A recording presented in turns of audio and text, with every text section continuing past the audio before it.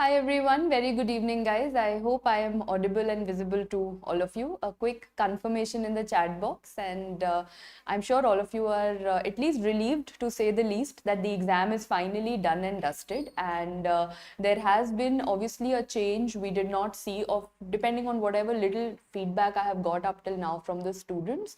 The number of previous year questions in terms of calling it direct repeats were definitely on the lower side, and just like this is something which we saw which was a little different from the previous INI CET exams. But what was very similar was that they played around with the multiple options.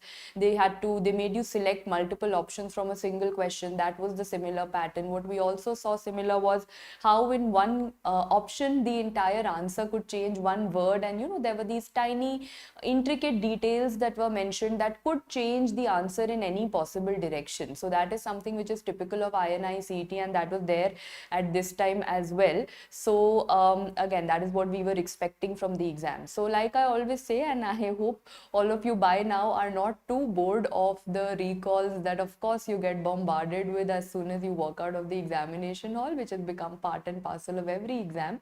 So if you still have the strength, let's gather that strength and we'll have a very rapid session, because I know you're not here for primarily going in way too much of detail of the questions, but you're here primarily to discuss and meet, and more like a chilled out session for the day, because we've had quite many heavy sessions earlier also on the platform, right? And I think as far as the jinx is there, as I told you, you guys have got the jinx question. You know that the very last thing that we discussed was cat sat on a mat, and we said that cat has become like the jinx of every exam. So something related to cat came, and that is what you guys had said, that ma'am, cat sat on a mat kara do. If you do that, end the session, that something from this session will definitely come. So this time cat sat on a mat did not come, but the cat poop story that we were discussing. Remember, we were making fun that our life has become so sad that cat feces is what we have to study about. But yeah, that ways at least all of you must have had a smile on your face, because that was asked in the exam. There was a question related to toxoplasmosis, and they asked to us what is the infective form in the cat feces, and I kept telling you that there was something to do with old feces and new feces. So sporulated oocyst.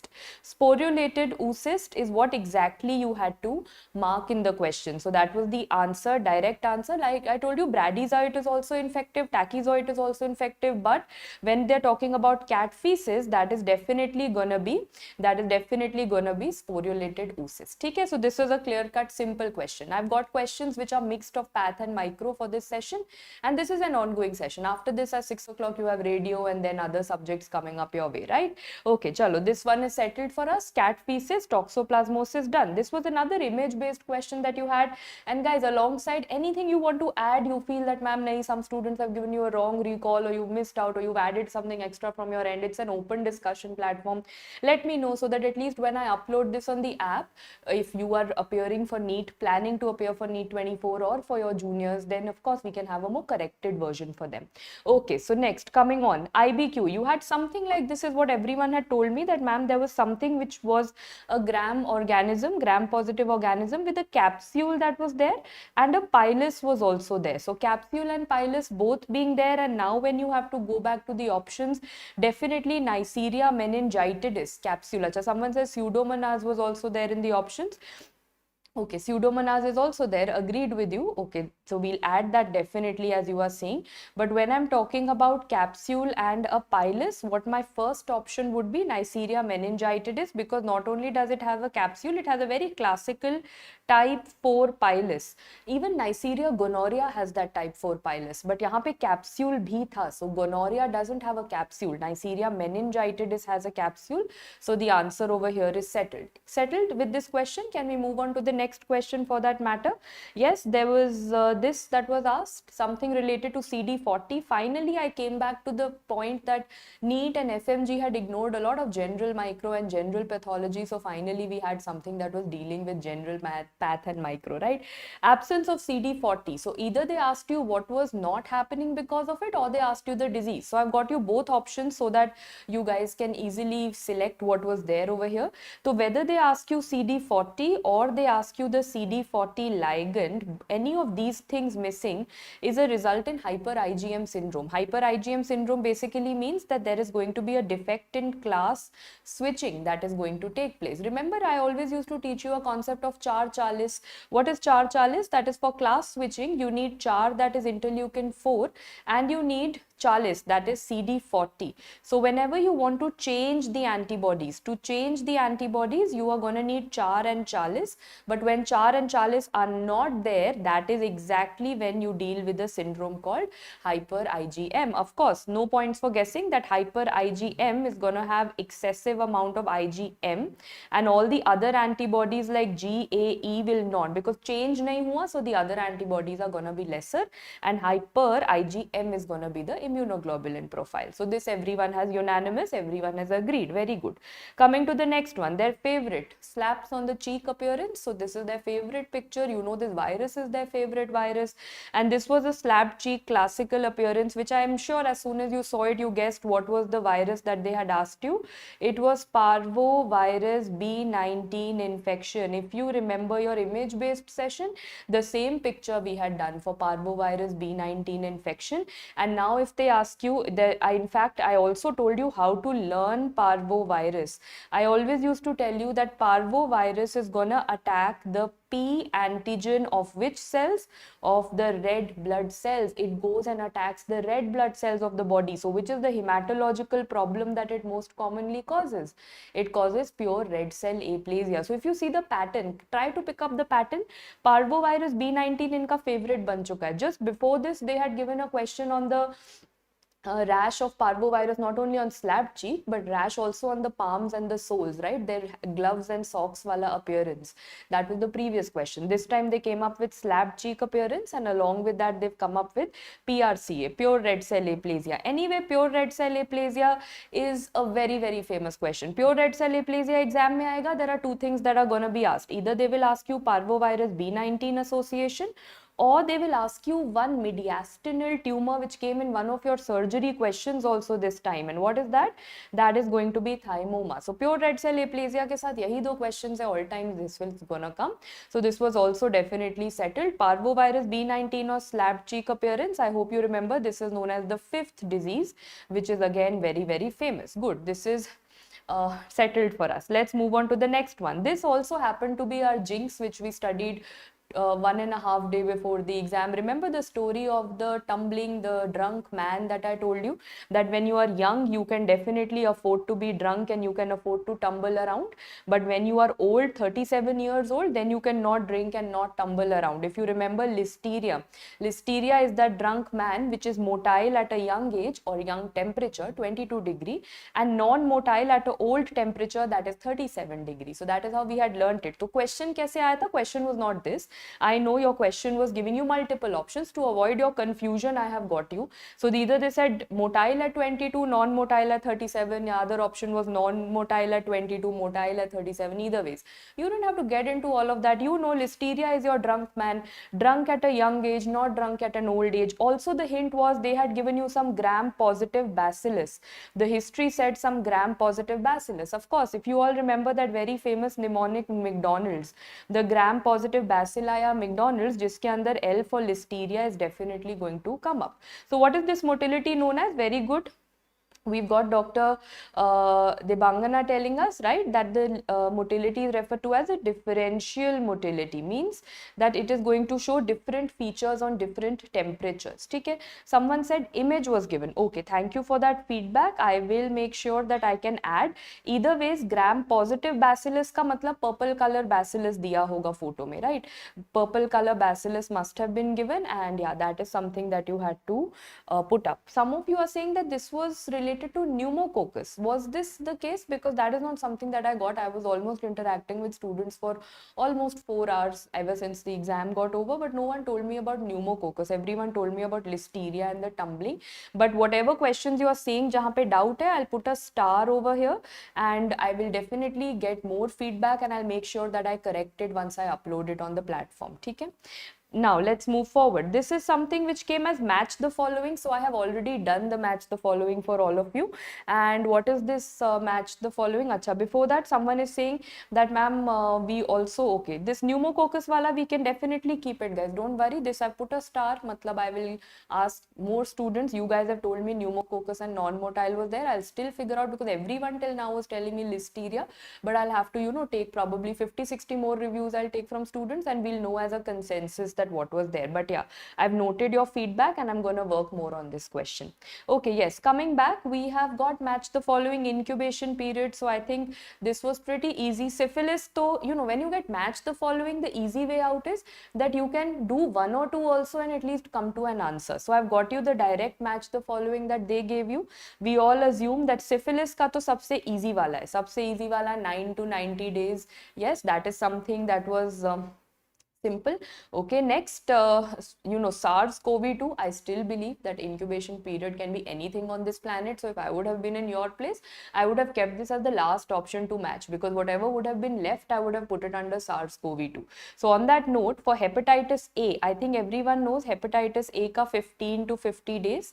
Hepatitis A ka 15 to 50 days tha. So that is also settled. Chickenpox, what you usually study is 2 to 3 weeks. Again, that is settled. So whatever was there between 10 or 14 days for SARS-CoV-2, that should have been your answer. So again, this is a typical AIMS ka question, means that randomly they will give you one such topic which students would never expect, either the half-life of some drug or the incubation period or some random temperature which, you know, you are not really going to pay too much of attention on, but this is their typical agenda that they have. So this was one of those questions.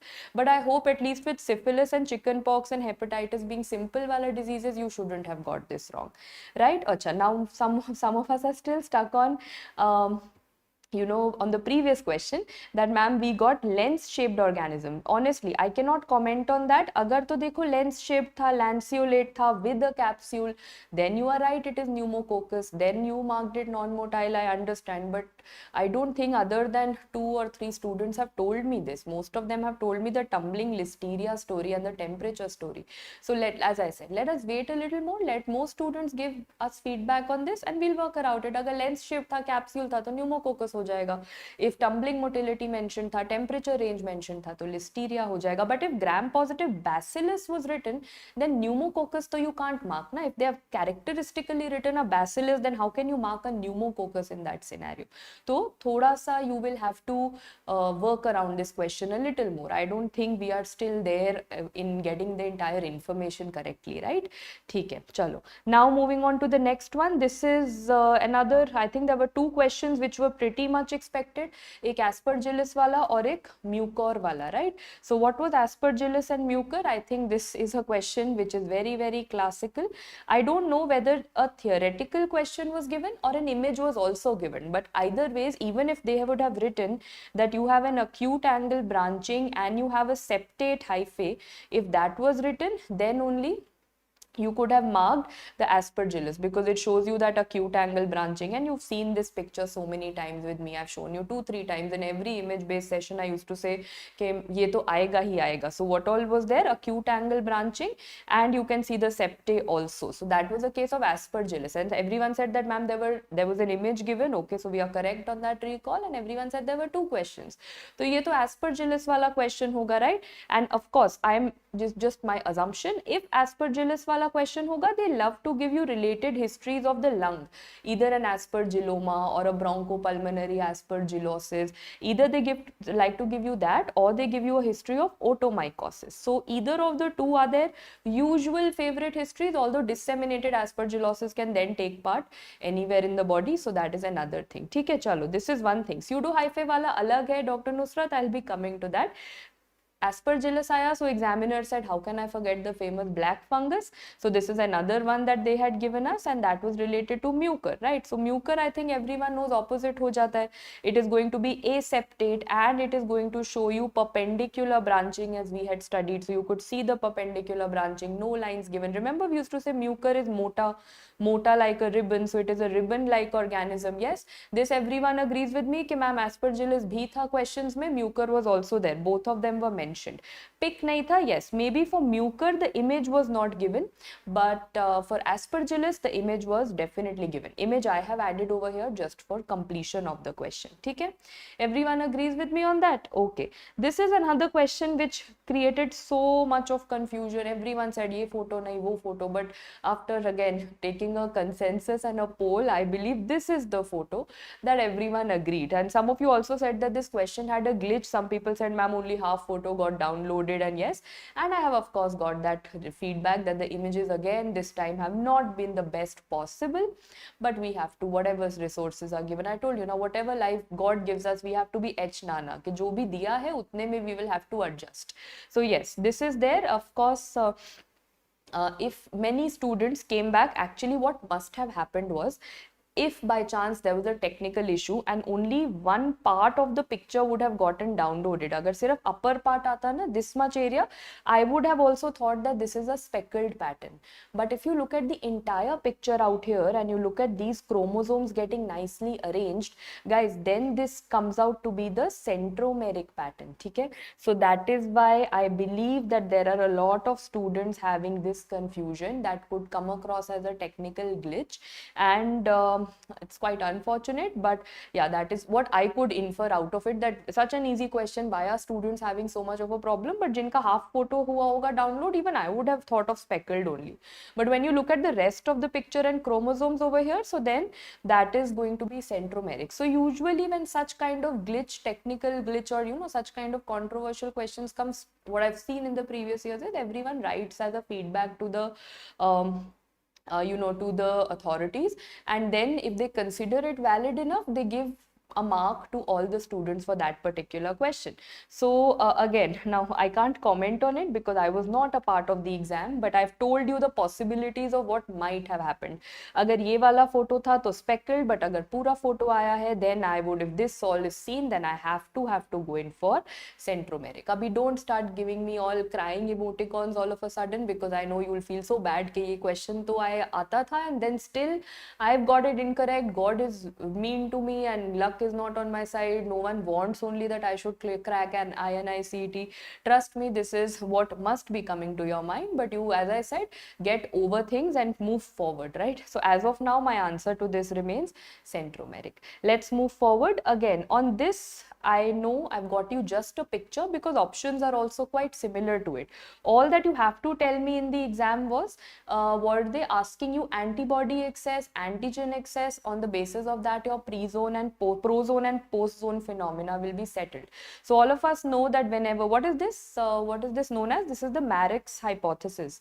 This is referred to as the Marek's lattice hypothesis, and this basically says that whenever you want an antigen-antibody reaction to occur, it should be a zone of equivalence. Zone of equivalence means that the antigen and the antibody should be equal in quantity. However, if you have excess of antibody, it is a pro-zone phenomena, and if you have excess of antigen, it is going to be post-zone phenomena. Okay, someone said why they result in negative in low titers, then of course your more common answer I would go for is, I don't know if antibody excess was there. You can probably complete on that question. I can give you an answer, but I've told you that question kya framing tha, what would your answer be? If they said that there is too much of antibodies present, then that would result in a pro-zone phenomena. If they would said that there is too much of antigen present, then that is going to result in a post-zone phenomena, right? Okay, one set. Okay, I'll write down whatever you're telling me. There's a febrile patient ka history and dilutions were given, but you need to tell me in these dilutions what was the result given. Were there like test tubes given with agglutinations written in them, or what exactly was the case? And many of you are saying that, okay, someone said multiple options, bahut confusing the. That is typical of INI CET. That's why I said you must have seen INI CET ka jo recall session hota, and I'll be very, very upfront, very honest about it. We as faculties also do these recall sessions, but we always end up telling you that dekho, this recall is not your final marks. Why? Because recall is ultimately based on what thousands of students have told us. Now, one option goes here and there and the answer can change, and that is something which you typically see in INI CET. One option going up and down and your answer is going to change and your marks on the final day and the recall sessions are going to vary. That shall always remain. So just take it as a tentative. इसमें एक margin रखना of a plus minus margin you will have to take. This is not your definitive score, of course. That is understood, right? Tube agglutination was there, and after 1 is to 140. Okay, so I'm getting different dilutions. Okay, so I believe that again we are in a space of conflict, but one thing is certain, that we were getting different dilutions that were mentioned. Doubling dilutions were probably written in the paper, and you just had to see that you were getting a case of antibodies. So I believe that they were probably trying to create dilution. Dilution create करने का मतलब है that the titer was probably very high. See, when there is a serum present, serum मतलब you're trying to test for an antibody, right? That means that you are trying to create dilutions. मतलब antibody starting में बहुत ज़्यादा था. Initially from the patient, the antibody was too much. As you will start diluting it, it will come into a phase of zone of equivalence. That is my understanding on the basis of what you guys are telling me. कि ma'am, less dilutions में I was not getting a reactions. Why? Because the antibody titer was very large. As you started diluting the sample, and this is something you will see in a lot of clinical day-to-day practice also. Suddenly you will see that the microbiologist or the pathologist has given you a report of non-detectable, but suddenly you're like, clinically to patient ko lag raha hai. Then you tell that patient, you obviously tell the microbiologist or the pathologist, and they start running your sample in dilutions. Why do they do that? Because on that scenario they will be able to dilute the titer, the antibodies will come into the zone of equivalence, and then you will start getting the proper agglutination. So I hope everyone settled with it. Probably if they had given you, if, again this is a big if, because you 10 or 20 students have only told me कि ma'am ऐसे ही था कि starting में there were no agglutinations, but जैसे जैसे dilute होता गया and it was a serum sample, on those basis, yes, I would select it to be a prozone phenomena. Is that okay with everyone? Yes. Zone of equivalence में आ गया. I hope that is settled. We can move forward to something which has now finally made a hat trick in every exam, and that was a elderly patient and lymphadenopathy and a TLC of 65,000, and these famous most celebrity cells which are referred to as the smudge cells. तो इनका क्या diagnosis बनाया? Something to do with CLL was given, and we've done it a million times that CLL का final diagnosis is based on CD5 and CD23, and dual positivity has to be there. CD5 and CD23 dual positivity. How do I check for CD markers? I have to check for CD markers on the basis of flow cytometry. And next line of investigation, yes, and that is, of course, so many of you are telling me that ma'am, option C mein there was bone marrow biopsy also given, must have been given, maybe some fish or other cytogenetic technique must have been given. That is why I did not even bother asking much about what was given. I was not much concerned. As long as flow cytometry was given, I was settled that CD markers identify ho jayenge. That is what I need. That is what you do in a clinical patient also. Patient who's elderly fits in a case of CLL, lymphadenopathy fits in a case of CLL, TLC 65,000 definitely leukemia case lag raha hai, and smudge cells, everything fitting well into CLL. Diagnosis of CLL is made on the basis of flow cytometry. So okay, someone said fish was given, must have been a part of cytogenetic studies. Either ways, fish I would have selected agar CML का case होता, translocation 922 Philadelphia कुछ prove करना होता, I would have gone for fish. Here I will go for flow cytometry, final answer, right? Okay, then one other very celebrity topic of this exam was amyloid, which everyone agrees. So not exactly hemodialysis was asked, but something to do with renal. There was probably a history of a renal failure, or probably a case of a renal transplant that was going on, but something that was associated with a renal failure or hemodialysis, and you know what kind of amyloid gets deposited. Yes, what did you all mark? Perfect, ma'am, we marked A beta 2, and this to mnemonic also we have done so many times. You know that A beta or A beta 2 में हमेशा confusion होता है. तो 2 beta for 2 kidney conditions. So we have 2 kidneys, we will select 2 beta, whereas single beta we will select for single brain, and that is in a case of Alzheimer's disease. Right? So A beta 2 for hemodialysis and anything to do with renal, and single beta for Alzheimer's we would have selected. So ये वाला question settled था. There was one more question on amyloid which I want your approval of. There was something about correct, incorrect. I don't know whether they wanted you to select one incorrect option, or was it like 1, 2, 3 are correct, 2, 3, 4 are correct, जो भी था, but था ऐसा कुछ, something like this was written. We can do a true and false. Now the first sentence in any textbook of amyloid is that amyloid is very similar to starch. Bilkul correct. Next, amyloid shows beta pleated configuration. This luckily we had discussed just last day pe we had discussed that amyloid shows that apple green birefringence, and the reason of that apple green birefringence is the beta pleated configuration. If you remember, just one day before the exam we had done it. Is it deposited extracellularly? Yes, amyloid is an extracellular protein. तो ये तीनों तो बिल्कुल correct है. The incorrect one that I can see over here is that AL type of amyloid is secondary amyloidosis. No, because if you all remember, AL, light chain, means it's a case of multiple myeloma. This is the only primary amyloidosis that is there.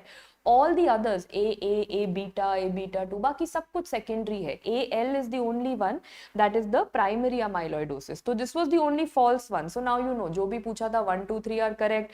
Then in that case, option A, option C and option D are correct, and the second one remains the false statement. Settled with this one? Let's finish up all the general path wala questions side by side. Okay, which of the following is true for necrosis? This was also one of those ABCD wala correct ones that you had to study. So quickly tell me, necrosis, the definition of necrosis tells me that it is what? What is the definition of necrosis? Ma'am, it is pathological cell death with inflammation. Even if you know this much, question settled hai. Pathological cell death means, is it physiological? No. Apoptosis is physiological. This is not physiological. Does it have inflammation? Yes. Cellular swelling to every cell death, except for apoptosis, all other cell deaths starting with the cell swells up. And finally, is there gonna be a rupture? Of course, rupture hoga tabhi to inflammation hoga. That goes hand in hand. So clearly A, B and C options were the correct ones. And physiological is wrong, because physiological is something that you see in apoptosis and you can also see it in necroptosis, but you don't see it in necrosis alone. Yes, settled with this question. Let's move on to the next one. Which of the following was anti-apoptotic or is anti-apoptotic? But your exam has become past tense now. Anti-apoptotic, very simple. Ma'am, इसमें एक rule था, and if I followed that rule, it was 5 seconds that I needed to solve this question. And that rule was, anti-apoptotic is the one that will lower apoptosis. Lower apoptosis के लिए ma'am L वाला molecule ढूंढना था. This was the answer. Settled. अब आगे कुछ पढ़ना ही नहीं. Anything they would have written regarding BCL? Yes, everyone, BCL2, BCLXL, MCL1, all these LLL things would have made it anti-apoptotic. This is settled, no more discussion needed on it. All the others like, BIM, BID, BAD, NOXA, PUMA, these are, what are these? BIM, BID, BAD, NOXA, PUMA, what happens to these? These are all stress sensors. These are all said to be stress sensors, whereas we have something called BACS and BCLXS. What are these? Ma'am, ye jo BACS, BCLXS hai, they were all pro-apoptotic. They were all pro-apoptotic. So simple hai. This sirf L wala molecules are anti-apoptotic. MCL1. ठीक है? BACS was in the options. ठीक है. I will take up BACS in the options when I put up the final recall. Thank you, Dr. Anil, for that feedback. Next question. Again, there was so much of discrepancy, so I gave you all right options. ठीक है, अब इनमें से जो लिखा था वो select करना था. They gave you finally. This also happened to be one of our happy jinx questions, because I remember the second last slide of the one-liners that we had. I told you एक question blood banking का भी करते जाओ, and this is what we had studied, the temperatures and the shelf life quickly we did in 30 seconds if you remember. So what was the blood bank temperature? I assume that this was not all. यहाँ पर तो I have written all 4 options correctly, but you basically had to pick up whatever was written in the questions. Like what I have got is, either they gave you the temperature right, the days wrong, or vice versa. So now you all know that RBCs, I told you RBC हमेशा R for R, refrigerator में रखेंगे, and the duration will depend on the anticoagulant. If you have used ACD and CPD, you will keep it for 21 days. If you have used CPD-A, you will keep it for 35 days. And if you have used CP-SAGM, then you are going to keep it for 42 days. So this is what we had studied. Platelet we keep at a higher temperature, and we keep it for 5 days with what? With continuous agitation. Then anything frozen like fresh frozen plasma, cryoprecipitate, ma'am वो frozen temperatures में जाएगा and that will go for one year. So they had given you random things like they had kept it for 2 years, for 3 years. ये सब गलत था. They had kept red blood cell on a minus temperature, वो भी गलत था. So I think mostly in the exam, I think the platelet वाला option came as correct, right? So that was something that most of you are telling me, but यहाँ पर of course I have given you all correct because I did not know how did they roam around with the options, but I'm sure you guys settled it right. ठीक है, ये वाला तो हो गया था. I hope there was no problem.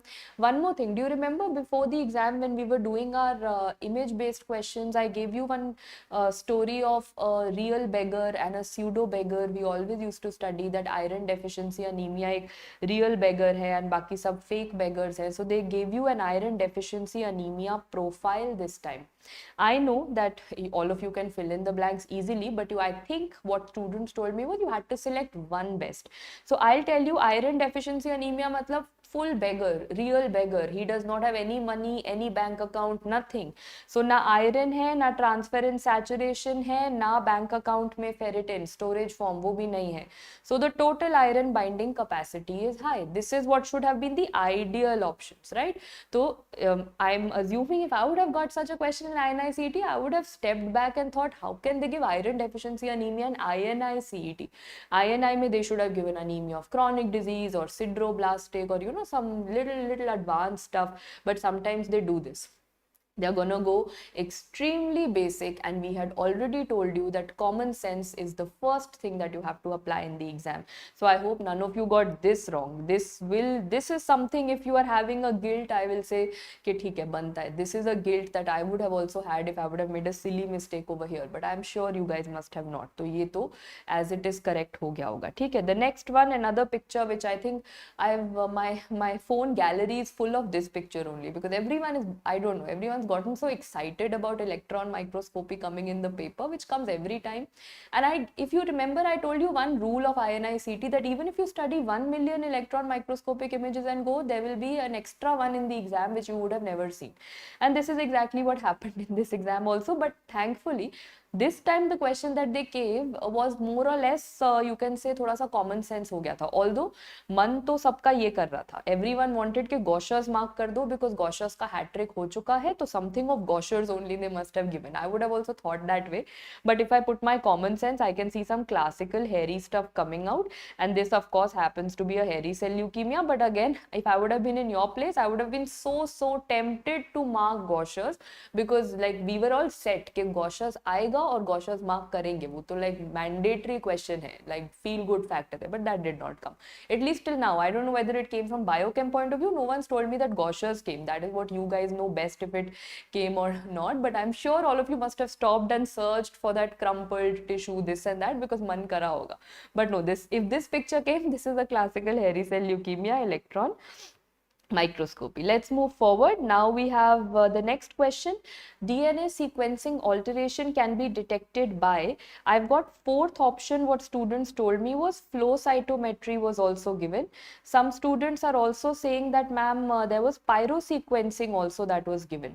This is what just before the class while I was preparing the PPT, students told me. See, what I can tell you is jitne bhi options the, I know for a fact that when you're trying to see for any genetic alteration, you can use any of these techniques, but what you cannot use is a flow cytometry, at least till now. So Sanger's was not there, ठीक है, Sanger's नहीं था, but pyrosequencing था, ठीक है. So we've got our four options. Either way, what I'm telling you, you can use everything of these.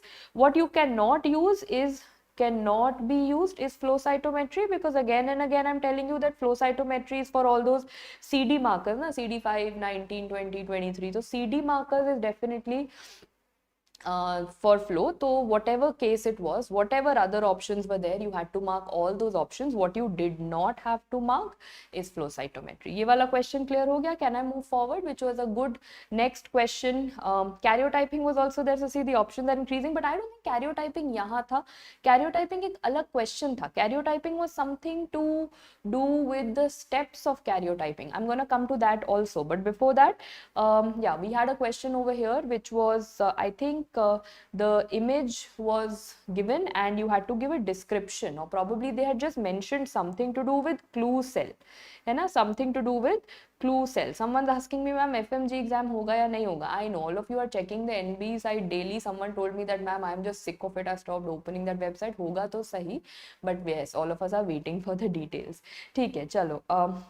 What is this? There's an adult female foul smelling discharge per vaginum. Obviously the word clue cells must have not been written. I have written it and they just asked you that image nahi thi. So it only, okay, then what was it? This only clue cell likha tha. You had to give the description of clue cell. Either ways, what is clue cell? Clue cell is an epithelial cell, and on top of that epithelial cell, all the cocobacilli, that is which cocobacilli, which bacteria causes bacterial vaginosis. It is a Gardnerella vaginalis. I remember just few days before the exam, I think 2-3 days before the exam, I had shared an Instagram story also where one of the students had made a mnemonic for clue cells, and how students keep making stories that, you know, clue cells are seen in BV, that is bacterial vaginosis, because BV always finds clues to catch you, right? So that is what the student had written, that ma'am, BV is always on the search of finding clues so that she can catch you. But yeah, that is what it was. So kya hoga? It is an epithelial cell on which the cocobacilli are stuck. There are no macrophages that have engulfed anything or not. So this was very, very settled over here. Name of bacteria was not given. Yeah, that I am telling you that. So we know na, Gardnerella vaginalis is the name of the bacteria. This I've just added on from my side. At least everyone got it right. इसमें कोई confusion नहीं हुआ होगा, right? Okay, I've got the full version finally. Thank you, Dr. Varsha says that, ma'am, this was a question that a microbiologist has found clue cells, and how would you describe a clue cells? Thank you for that complete question. I'll add it in the recall when I post it on the app, and thank you so much. But either ways, question ka answer mil gaya. Now let's move forward. All of you were waiting for that karyotyping ka steps. Again, this is what usually should have been asked. So I've got you. You can let me know whether these steps were there or not. तो सबसे पहले तो ma'am blood sample collect करना है, right? Blood sample is also going to be there. Dr. Mehto is asking clue cell. See, Dr. Mehto, first answer for clue cell will always be your bacterial vaginosis, Gardnerella vaginalis. But can you also see something called pseudo clue cells? Yes, those are other features which you see in other infections. But clue cell likha hai, keep it simple, think of bacterial vaginosis. Okay, next one. Steps of karyotyping. Of course, पहले तो sample लो patient से, या तो blood sample या amniotic sample. That has to be the first one. Do you remember I always used to tell you that you have to do an arrest by colchicine, and I asked you on the last day also that कौन से phase में arrest होगा? You are gonna arrest it in metaphase. So this was also settled. After that, of course, कुछ भी add करोगे. Incubation is a step that you copy paste as a filler everywhere, right?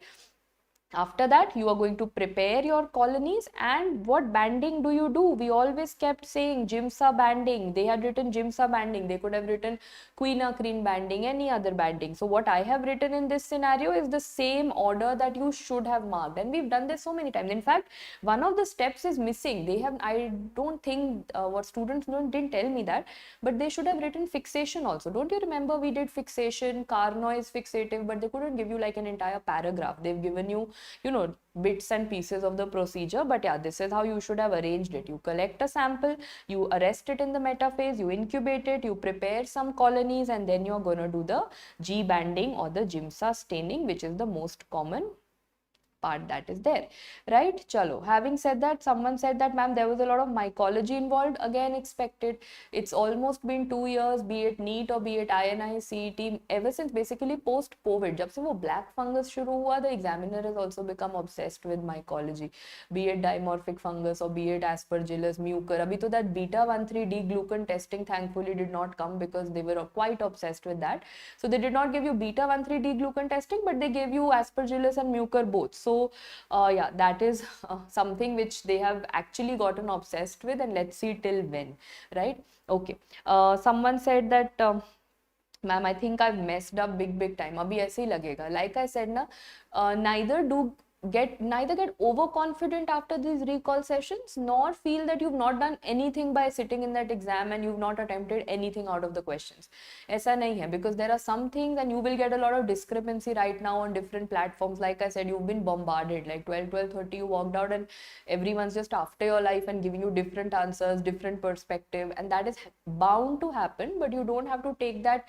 You should know that, okay, broadly this is where I'm falling. No one will be able to tell you that these are the number of questions I attempted and these are the number of marks that I'm getting. Because if you ask me that, ma'am, can you tell me all 40 questions of path and micro right now, am I getting 40 on 40 out of them? No one can tell you that, because one option correctly or incorrectly recalled and the game is going to change over there. So don't take it to heart. Abhi ke liye get a basic idea of where you're standing, so that if you know that you have like totally not made it, matlab is exam mein kuch bhi theek nahi hua, it was not my day, it was not my time, and I totally mentally I totally messed it all up. You know what you need to do from tomorrow. But if you know that, okay, I've done fairly well, I've done my set of silly mistakes which even the topper is gonna do, he or she's also not gonna get a full 200 on 200 correct, aisa to hone nahi wala, right? So then if you know that, okay, I'm somewhere in the game, you know how to proceed with your life. And if you know that, no, I'm not even getting close to what I thought, matlab I'm never ever gonna get a branch or a rank in this exam, you just need to forget it, and you know what you need to do from tomorrow morning. That is the entire plan of knowing these recalls, not to take it to your heart. Okay, चलो, someone said ma'am मेरा exam confidence कम हो रहा है even though I did not give the exam. Never mind, देखो recall session सुन के ऐसा होता है. This is such a normal thing to happen, that you feel that, oh, everyone's given the exam, everyone's saying out such nice answers. So many students are writing to each other, यार उसका 195 कैसे हो गया, how did that person attempt 195, I could barely finish the exam. Don't compare and don't look at others. You are here in this recall session, यहाँ से जो सीख सकते हो वो सीखो and get back. That's it. Don't compare yourself with others. Okay, chalo, having said that, this was the steps of karyotyping, and here we have the next question. Again, there were other options also which I've got, at least two options I've got over here. Notch gene I have got, AIRE I have got, third and fourth are pending, but on the basis of this much only, for the T cells, and when thymus is mentioned, what is the regulation of T cells going to be based on? And that is going to be AIRE. Perfect. That is going to be AIRE. That is known as the autoimmune regulator gene. Autoimmune regulator gene. And by chance, in the next exam, if a question has to come, and may God you don't want to sit for the next exam, but if you do, then AIRE ka agar defect hoga, then in that case, what is the disease that is going to happen? It is going to be autoimmune polyendocrinopathy. So AIRE defect leads to autoimmune polyendocrinopathy. Right? Okay, some of you are saying that, ma'am, there were options of RAG1 and RAG2 also. See, RAG1 and RAG2 are what? They are recombinant activation genes. They are basically responsible for making the B cell and the T cell receptors. They make the B and T cell receptors, and if they are defective, we'll end up with a disease called SCID. Okay, so these are other things, but if regulation of T cells in the thymus is asked, my answer will definitely be autoimmune regulator gene. Settled with this? There was another quick one-liner, ye jaldi se answer kar do. I know photo nahi tha, photo I have just got for your reference, only for reference I have got. They asked you that what is the SRY gene. What is SRY gene, guys? It is the SRY, the sex determining region Y. Where can you see it? It is present on the short arm of chromosome number Y. So SRY, and then you must have studied this in embryology, must have studied this in gynecology also. The short arm of chromosome Y. So that is going to be the SRY gene. Simple one-liner. Aage बढ़ते हैं. This is settled. There was another mycology question expected. Elderly person, diabetic. Someone said diabetic tha. Someone said, ma'am, there was some immunosuppressive condition mentioned. Either of the two, either diabetes tha ya immunosuppressive tha. But what was mentioned was a biopsy showing gram-positive budding yeasts along with pseudohyphae. Gram-positive budding yeast with pseudohyphae, and as soon as they say that pseudohyphae, you are dealing with a case of candidiasis. So whether it was any other fungus written after that, of course immunosuppression and budding bhi ja raha hai and pseudohyphae bhi ja raha hai, that makes it a yeast like fungus. And I know candida is a yeast like fungus. Both were mentioned. Okay, we'll add on to that. Okay, diabetic भी था and immunosuppressive भी था. Perfectly put up. Can we move forward to the next one? Someone said while का वो था sequence of events. I'm coming to that. I have that question added. That sequence of events will be covered. Next, what is the protozoan seed inside the Kupffer cell of the liver? This is also what we had studied in our image-based questions. Kupffer cell, matlab, what are you dealing with? Kupffer cell means it's a macrophage. Which is the one that you see in the macrophage of the liver? Do you remember we did a picture, and that picture was for the very famous LD bodies, and I kept telling you again and again that LD bodies are nothing but the amastigot form. कुछ याद आ रहा है? Amastigot form, and this means you were selecting leishmania. See, liver में क्या क्या जाता है? Liver में malaria also goes. You know that entire extra erythrogenic cycle that happens ना, hypnozoids भी बनता है, but liver में कहाँ? They go in the hepatocytes. So plasmodium also goes, babesia can also go, toxoplasma, yes, possible, but they have asked you which goes predominantly in the inside the macrophages. So macrophages, Kupffer cell बोला था, it had to be LD bodies, काला आजार, amastigot. We had done this. I hope we had to done image based. वो उन्होंने image based नहीं दिया, theory दे दिया. That also we are settled with. Okay, let's move on to the next one. This is a question. In fact, for bullous disorders, I received 2 recalls from the students. One was for pemphigus and one is for pemphigoid. This is the pemphigoid wala question that I've got you. Why? Because over here they had said that, ma'am, there was a linear green color line, and that linear pattern on immunofluorescence has to be a case of bullous pemphigoid. Also, some of you were a little confused. Some of you said कि ma'am ऐसा linear नहीं था, it was like tips like this. ठीक है? So that is why some of you said, ma'am हमें ऐसा ना, we could not see a green color line all throughout. Everyone has a different interpretation. So they were saying, ma'am, we could see tips like this. If on the basis of that you thought it was dermatitis herpetiformis showing you a tip lesion, by chance ऐसा confusion हुआ था, you should have guessed on one thing. Dermatitis herpetiformis, which shows you tip lesions, doesn't show you IgG. Dermatitis herpetiformis shows you IgA in that scenario. That should have given you a hint that maybe I am interpreting this image in a wrong manner. This was the classical linear pattern, and I also gave you one mnemonic. Remember when we were doing our image-based session, that bullous pemphigoid, the bullous pemphigoid has an immunofluorescence where? On the roof of the bulla or the floor of the bulla? So we had said God is above. God is usually considered above. So above matlab this is going to be on the roof of the bulla. Okay, someone said that there were no अच्छा, it was looking more, so that's why I said there were 2 questions. What everyone told me was कि ये वाला तो as it is ऐसे आया था, and then others were telling me that ma'am there was a question which was to do with pemphigus, which I have not got, because all that everyone told me, ma'am pemphigus पे question था, pemphigus पे question था, but then only one student told me कि ma'am कुछ assertion reason वाला question था. Was that the scenario? Was there an assertion reason scenario mentioned? But no one told me the correct answer. The correct statement. So I could not comment on it. I have just received a message, ma'am, pemphigus pe question tha. So if any of you can ever recall that, please do put it out to me so that I can discuss this with the students. All our star slides are stars which needs to be worked on. Hashtag wale slides mein abhi yes aaya, very good. So Acha, so someone has said that the assertion was said to be a flaccid bulla, okay, and of course you need to tell me, and this is AIMS coming back to its UG format, assertion, reason, assertion is correct, reason is correct, so it gives you a lot of nostalgia also because it's coming back to its UG platform, wala questions also. Confusion tha, so let's keep this as a star marked slide and we will get back to it, but as of now we assume, since everyone is saying flaccid bulla tha, pemphigus tha, abhi ke liye suprabasal split, so yes, we will take that up, right? Okay, let's move to the next question. You had a question related to BRCA gene. I don't know whether BRCA 1, 2 or anything of that was written.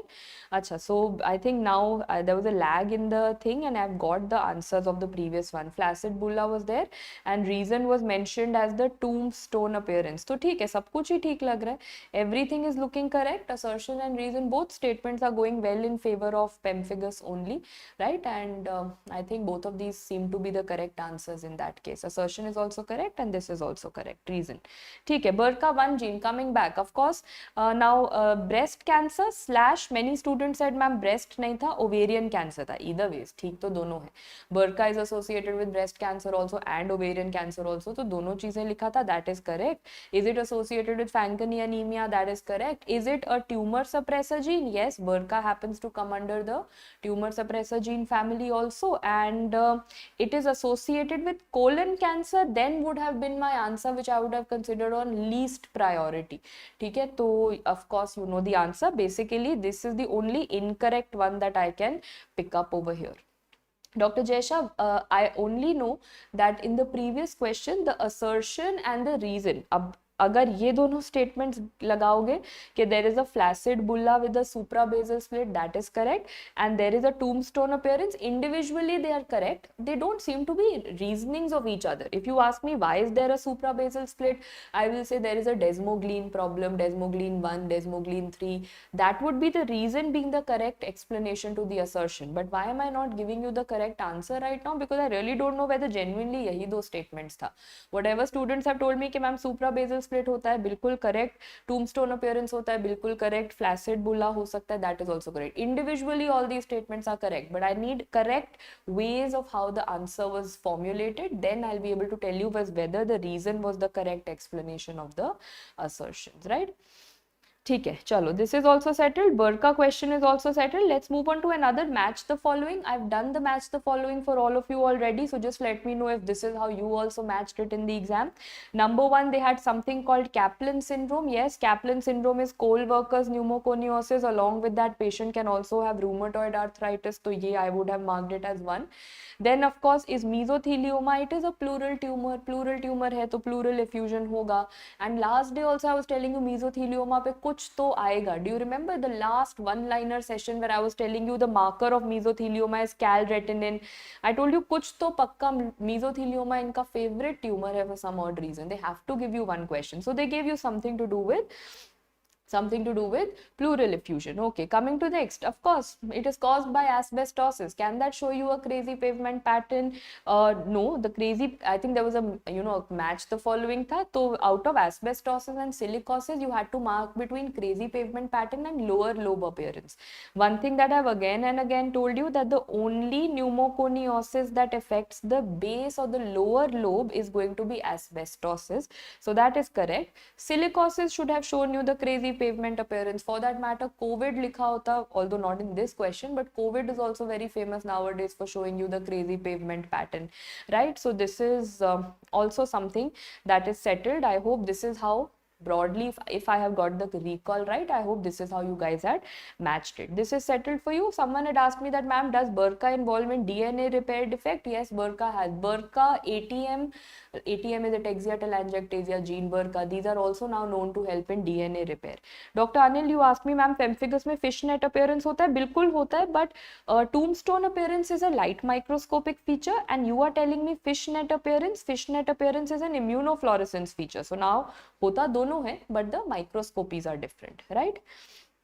Okay, chalo. Now I think we can move on. This, I'm just putting you through questions which I have not received any. I've got like words कि ma'am ऐसा एक question था. Someone just told me कि ma'am rhinosporidiosis पे कुछ question था. अब वो क्या क्वेश्चन था, I'm yet to get, but I've got you for your depiction. I hope something related to this. If it was an image based question, I told you rhinosporidiosis is very, very important. So yes, what do you have? You have something which is referred to as the strawberry polyp. Okay, you have something referred to as the strawberry polyp in the nasal cavity, and you have these sporangia which are filled with those dots. Rhinosporidium seaberry. And was there any history of someone from south or someone from a village or some swimming or some water, कुछ ऐसा water pond, कुछ ऐसा exposure था? So then we could अच्छा, rhinosporidiosis. So someone said miculic cells are there. That is different. That is rhinoscleromatous. देखो, now don't get confused. You need to give me the correct version of it.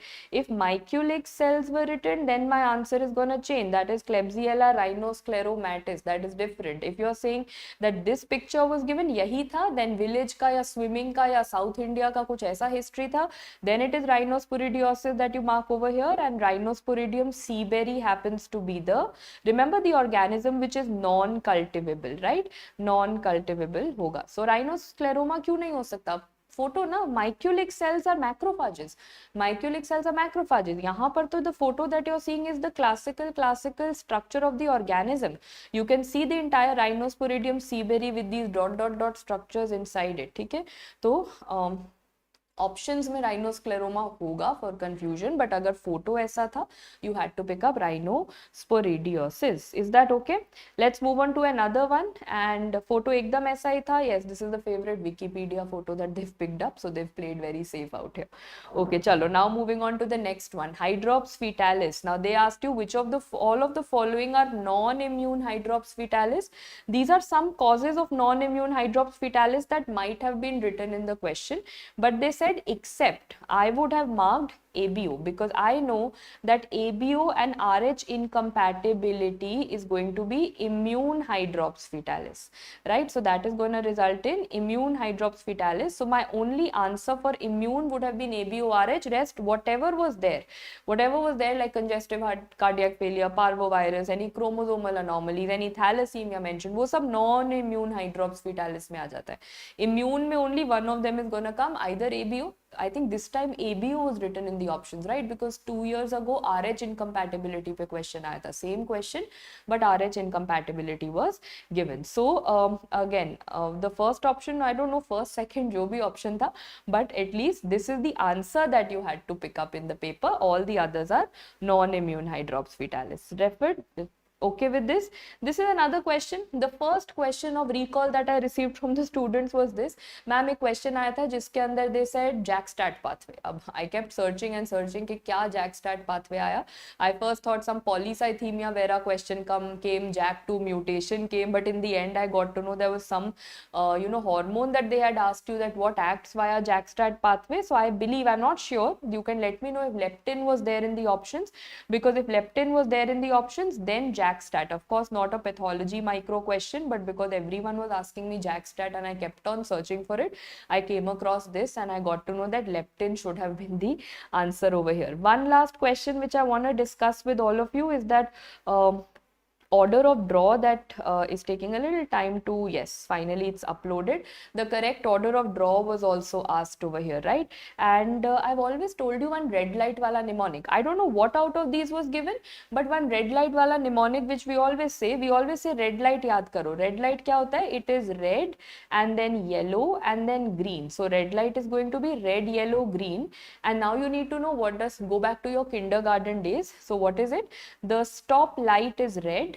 The stop light is red, then yellow, then green. And what does the green light say? The green light says go. That is how we've always learnt it. You go through the RR videos that are available on the platform. The last slide of the RR videos is this. What is it? That what is going to be the order? So we have stop light is red, then yellow, then green, and green light says go. So simple. Sabse pehle sterile. Stop for sterile. Sterile means you're going to first send it to the microbiology department or a culture. First tube in which you fill the blood, because you don't want the blood to get contaminated. So pehle use put it into the culture. After that you're going to put it for the light blue. Light blue means all your PT, APTT wala studies. Then you put it in all the serum wala tubes, the serum separator, the red and the yellow. Then you can put it in the greens, that is the light green, the dark green, the heparin, hara green, heparin wala. Finally comes the bread and butter of pathology, that is violet, lavender, that is over there. And last one is going to be for sugar. So this is the pattern. And whatever was given, obviously sab to nahi diya hoga, kuch colors must have been given. So you had to pick up stop light red, red, yellow, green, green light go. That is how you learn. So sterile, light blue, red, yellow, green, lavender, gray. This is what you have. Galat ho gaya, never mind. This is not, this is where why have I kept it for the last? This is not something that you have to go in for only the exam. This is something you will practice all throughout your life. Let me share a personal experience. Honestly, this was not a question that used to come when I gave NEET PG. तो ये तब इतना famous question ही नहीं था. So we had not studied. I was not aware that ऐसा कुछ order of collection भी होता है. This I got to know when I entered my path residency, that oh ऐसा भी कुछ होता है. Because during my internship I used to randomly put blood in any of the tubes, I'm like guilty for this as well, because we were never taught. So this is not something only for MCQs. This is something you learn for a lifetime. This is what will stay with you as a doctor, because you will have to train your juniors and your staff for practicing this, because majority people in our country do not practice this. Okay, so even if you got it right or wrong, ये तो हमारा learning for a lifetime वाला question हो गया, right. I know our questions are still not complete because I am still trying to analyse a lot more questions, but this is someone said there was a filamentous bacillus. Yeah, Dr. Varsha, I wanted to take up that question, but honestly na, I have not got the full question like you are telling me na. So students had also told me something like this कि ma'am कोई lengthy सा question था, some lengthy question, and there was an acid fast filamentous organism. When I talk about filamentous organisms, I obviously think of either nocardia and I think of actinomyces, right? I think of nocardia and actinomyces, and if they said acid fast, then nocardia is something that I would have thought of. But these questions I'm not kind of discussing, because honestly speaking, I'm yet to receive what exactly was this lengthy stem all about. So thoda sa details, once I get more, I will be able to share with all of you. But gram positive tha, to of course nocardia and actinomyces are both gram positive. Both of them are filamentous. But acid fast pucha hai, to of course nocardia only up till now. Let me wait for few more options, the questions. It's incorrect to just pick up one buzzword and select your answer na. So like I keep guiding you कि सिर्फ buzzword पे answer नहीं देना. I can't do that mistake that I pick up just one acid fast and give you the answer, right? But yeah, bacterial cell wall, Dr. Seen Kajla, I've already discussed it. Go to the first question of this session. We've discussed Neisseria meningitidis. We've already settled with that.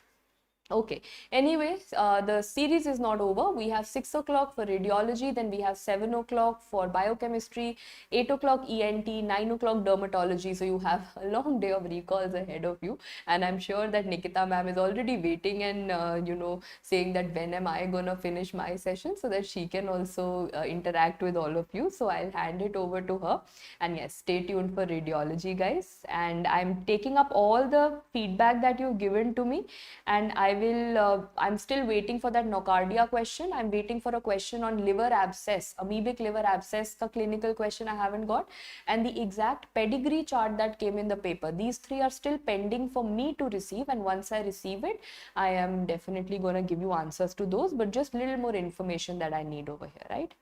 Okay, thank you so much for joining in. Stay tuned for radiology with Nikita ma'am right after this. Thank you.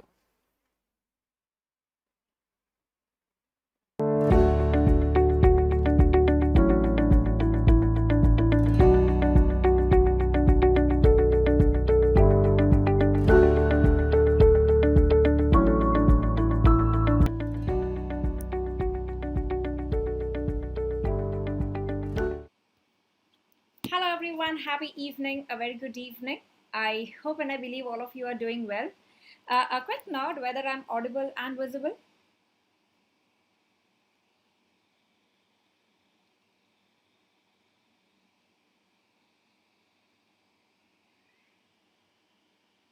Just give me a minute as well to check the live screen.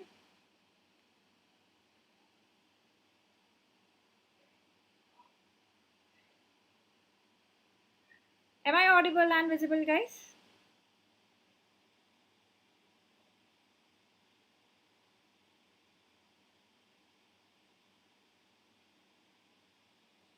Okay, that's great. So welcome to the radiology recall session. In the afternoon, we had a first impression session where we discussed that how good or how bad the INI CET exam was, and again to reiterate the fact that these recall sessions are not to make anyone feel bad that you have made these mistakes in the exam. It's all about learning, right? Nobody can go back and change the answers that you have marked, but at least for a future, be it for the exams or for a learning purpose, we are here to learn. So that is all that is what is the purpose of these sessions. Okay, thank you so much, testing app login. Okay, so let's start with a discussion of the radiology questions, and again a disclaimer that the questions that we are discussing here might differ from the actual questions that appeared in the exam. Learning is the main motive of this session, both for you and for us as well. All right, so starting with the first question here, and if I tell first that how were the radiology questions in INI CET? I think they were average questions, like not very difficult questions, except for like one question, eccentric question, which is there, the acromioclavicular joint wala. But we have always seen in INI CET there are few questions which are like out of the box from any subject, which are always going to be there. Okay. So, which of the following, starting with the first question here, which of the following points are in favor of the malignancy of the given X-ray? So, I believe that basically you were given a clinical scenario where a patient was given with these bone lesions, and now it had mentioned that rapidly growing, the lesions are growing rapidly, and as a clinician you are worried about the malignant change happening in this lesion. So which of the following is true regarding the malignant change? Okay, so what do we have here is the lesion that we have here is osteochondroma. Now how do I know that this is osteochondroma? Is basically because of the continuity with the bone cortex that it has. So osteochondroma, can someone tell me what is the other name for osteochondroma? What is the other name for osteochondroma? Osteochondroma is also called as exostosis.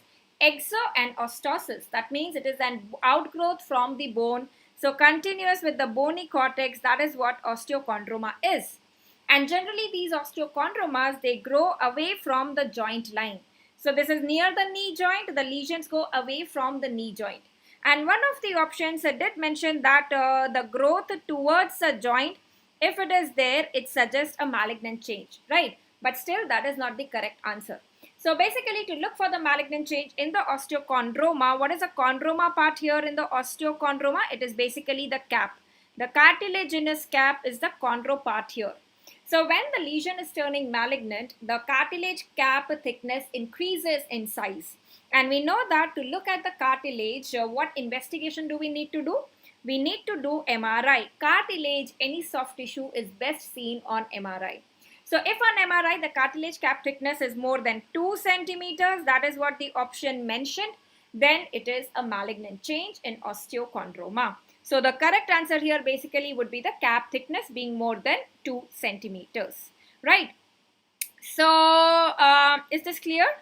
Yogesh, definitely we shall have a session soon for the interns to plan their year for the NEET PG and the INI CET at the earliest. Now that this one box is ticked, that INI CET May 2023 is done, I believe now the next exam target that we have is the FMG and the NEET PG, the next batch for NEET PG, right? So we are definitely going to work on that.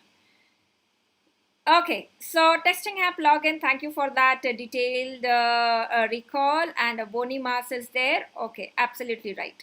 So remember that it is, the answer is going to be the cap thickness more than 2 centimeters is what is suggestive of the malignant change. And just look at this radiograph. Can you tell me what is the diagnosis in this radiograph here? What is the diagnosis in this radiograph here? You are seeing bilateral. This was not the image that came in the exam, but still, when you see bilateral osteochondromas like this, what is that condition called as? That condition is called as diaphyseal achalasis or diaphyseal achalasia, hereditary multiple exostosis, HME. It is diaphyseal achalasia. Okay, it is diaphyseal achalasia, bilateral osteochondromas, right? Going on to the next question now. Image, I think the image was not there in the exam, just the question was asked that banana sign on USD is seen in which of the following conditions? Where do you see the banana sign? In which condition out of these? Is it omphalocele? Is it spina bifida? Is it anencephaly? Or is it encephalocele? So it is seen in spina bifida. It can also be seen in which other condition? The Arnold-Chiari malformation. Now what is the banana sign? So basically in spina bifida, one is the banana sign and the other one that we have is the lemon sign. These are the signs that we see on antenatal ultrasound. We have discussed this in our classes. So what is the banana sign is when there is crowding in the posterior fossa. So there is posterior fossa, you have the cerebellum there, right? Brainstem, cerebellum there. If there is downward sagging of these structures, so let's say because of the small posterior fossa in the Chiari malformation, because of the spina bifida. So when there is a defect in the spine, which is trying to pull on the brain structures as well, So everything is crowding in the posterior fossa. So what happens is the cerebellum now tries to adjust itself in the small space and it curves around the brainstem. Okay, it curves around the brainstem like a banana. So what will you see is the cerebellum curves like a banana around the brainstem. So that is what is the banana sign. So it is seen in spina bifida or in Arnold-Chiari malformation as well.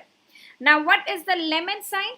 Again, in spina bifida, when there is the downward sagging, the pull on the brain structures downwards. So what happens that this part of the skull, that is the frontal bone, it gets concave. So imagine that everything is getting down. There's nothing here to cause the bulging of the frontal bones. So the frontal bones become concave. Okay, the frontal bones become concave. So that is what we will see. So look at this image here. Basically, this is the cerebellum, which has this banana shape appearance here. And you will have the frontal bones, which will have the concave appearance like this. Okay. So remember that this is basically your lemon sign, where you see the concavity of the frontal bones. So this is the lemon sign. Okay, this is the lemon sign. So remember, we have the lemon sign and we have the banana sign. Right, still the answer would be the same even if the question said the cap was equal to 2 centimeters. Right, it would still, the answer would be the same. So lemon sign and banana sign are seen in spina bifida. Let us quickly have a look at the other options here. Omphalocele basically is a sac, right? Anterior abdominal wall defect covered with a membrane and the contents going out. At the tip, you will have the umbilical cord attached. That is how you differentiate it from gastroschisis. Previously, there has been a question on omphalocele in INI CET. So one of the antenatal, the congenital anomalies is generally asked. In the gastroschisis, you have the umbilical cord stump and uske baaju mein there is the herniation without the membrane. How do you remember that? Ki membrane hai ki nahi? When I write omphalocele, the O is a complete sac. When I write G, gastroschisis, it has a break there, which tells me that a complete membrane is not there. Okay. In anencephaly, what do we see is the frog eye sign. We see the frog eye sign or the Mickey Mouse sign, right? So this is important. Now going to the next question here. What is the diagnosis on the given MRCP? So MRCP image was given and you were asked the diagnosis. Options were cholelithiasis, choledocholithiasis, CBD stricture, or the pancreatic duct calculi. Right. So if it is cholelithiasis, so that means that would be the stones in the gallbladder. Yeah, though I'm not seeing the gallbladder in this particular MRCP image, the image given in the exam, you have the gallbladder which is shown here. So you would see the lucency in the gallbladder. What are we seeing here? This is a MRCP image, that is magnetic resonance cholangiopancreaticogram. So this one is the CBD here. This is the CBD. And this one here is the pancreatic duct. So what do we see is there are some lucencies, like, you know, the black filling defect sort of thing in the CBD. Now, the concept of MRCP is, in MRCP, we do a highly T2 weighted MRI so that the fluid in the bile duct, the fluid in the pancreatic duct can be seen very well. Now, if there is any stone in the CBD, instead of the water there, we would see the lucency, and that is what we are seeing here. Okay, so this is basically, this is choledocholithiasis. Okay, so the correct answer here is choledocholithiasis. Doco matlab duct. Right, so MRCP is the investigation of choice for choledocholithiasis, the CBD calculi. Right, so the answer would be choledocholithiasis. Okay, the answer would be choledocholithiasis. Going on to the next question, this was a question which was a bit eccentric. I feel like, you know, we don't read it very regularly. So a patient came to the hospital after he fell on the shoulder, and the question also mentioned कि उसके बाद कुछ ऐसा bump जैसा feel हो रहा है. After the fall, there is some bump like swelling which is felt. So the X-ray is given. Which ligament is likely to be injured? Oh, how do we know it is T1 weighted or T2 weighted? If the water is white, remember WW2. If WW2 water white is on T2. Okay, if the water is white, it's a T2 weighted MRI. Yeah. Absolutely right, Jess. So that is where the confusion is. So now what do you see here? How do you assess the acromioclavicular joint alignment on the radiograph? Now, normally what you should see is this under surface of the clavicle and the acromion, they should be at the equal line. इनका under surface, they should be at the same level. If they are not at the same level, then definitely there is this AC joint dislocation which is present. And what classification do we use for that is, there is something called as Rockwood classification for AC joint injury, the acromioclavicular joint injury. So normally this clavicle and the acromion, they should be at the same level. Their undersurface should be at the same level. If not, that means the AC ligament is definitely gone. Okay, the AC ligament is definitely gone. So in that case, the acromioclavicular ligament, the option will be acromioclavicular ligament is gone. Another option was coracoclavicular ligament is gone. Or is it both the acromioclavicular and coracoclavicular ligament, right? I think that was the option there. Coracoclavicular, right? One option was coracoclavicular. I think one option also had coracohumeral ligament. So definitely the acromioclavicular ligament is definitely gone here. And for this, for the coracoclavicular, basically this is the coracoid process in the infraclavicular region, right? One of the INI CET previous question, it is the coracoid which is felt in the infraclavicular region. If it is more than 11 to 13 mm, then there is coracoclavicular ligament also which is gone. So acromioclavicular definitely is going to be there, but we'll have to look at the actual image to say that whether the coracoclavicular also was gone or was not gone, right? So we need to have a look at the exact image. If the distance between the clavicular and the coracoid was increased, it seemed increased, then it will be both. Okay, acromioclavicular, based on the history also, acromioclavicular to rehna hi hai. Okay, so that is what it is. Going to the next one, which of the following ribs are fractured in the given X-ray? Now, I know that this is not the exact X-ray image that was given, and the options were also very close, whether it is 6, 7, 7, 8, 4, 5, 6 ribs. That was the option which was given. Now, the purpose, like we said, is learning how to count the ribs. Now, whenever you are starting to count the ribs, you start from the sabse upar wala thing. The first rib say is where you start. And the first rib is something which is broad like this. Okay. So, you start counting from the first rib. This is the first rib. So, uske baad mein, this is going to be the second rib. Okay. This is going to be the second rib. A similar sort of question was asked in the last FMG exam. Identify whether it's the posterior end or the anterior end of the rib. So let's learn that as well. The part of the rib that you see is going till the midline, right? That is going to be the posterior end. The one which is more flat is the posterior end. The one which is more oblique and it ends here, because beyond this point, when the rib comes anteriorly, it has a cartilaginous part. Okay, it has a cartilaginous part. So this end is going to be the anterior end. So the one which is oblique is the anterior end. The one which is flat and better seen is the posterior end. Next time you can get a question like this. Identify the posterior end or the anterior end which is fractured. So like we said, start counting from the first one. Then you go beyond that. So this is the second rib. This is going to be the third rib. This is going to be the fourth rib. And this is going to be the fifth rib. So you start from the first and then you start counting the rib like this. Okay. So now if you go to this image, right, though not the exact image in asked in the exam, but let's start counting the ribs here. So what do we see here is, this is going to be the first rib here that we have. This is going to be the second rib. Then you have the third rib, and where the arrow is showing, that is the fourth rib ka posterior end. Okay, that's the fourth rib. Below this point, this is going to be the fracture of the fifth rib here. Okay, that's the fracture of the fifth rib. This is the sixth rib fracture here. You can see some fracture in the seventh rib also. So basically the learning point, start counting from the first rib, and you have to be really, have your all focus there when you are counting the ribs, because it tends to get confusing. So first rib, second rib, then you have the third rib, and this is the fourth rib, and this rib particularly if I talk about, that's the fifth rib there, right? If that's the fifth rib, this is the sixth rib, and you have the seventh rib.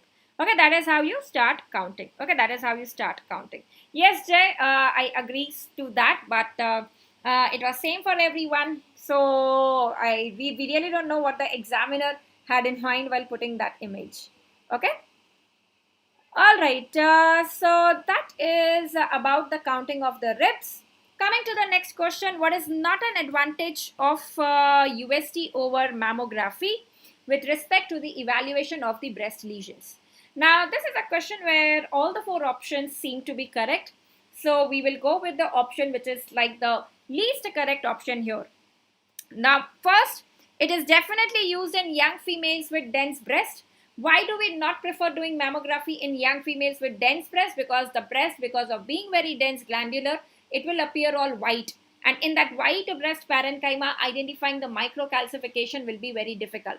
So in that cases, we definitely prefer ultrasound. We know that the advantage of ultrasound itself is it helps us identify whether a lesion is solid or cystic. How does it help us in identifying that? A cystic lesion shows posterior acoustic enhancement. So whenever they tell you that there's a lesion which shows posterior acoustic enhancement, it's going to be a cystic lesion.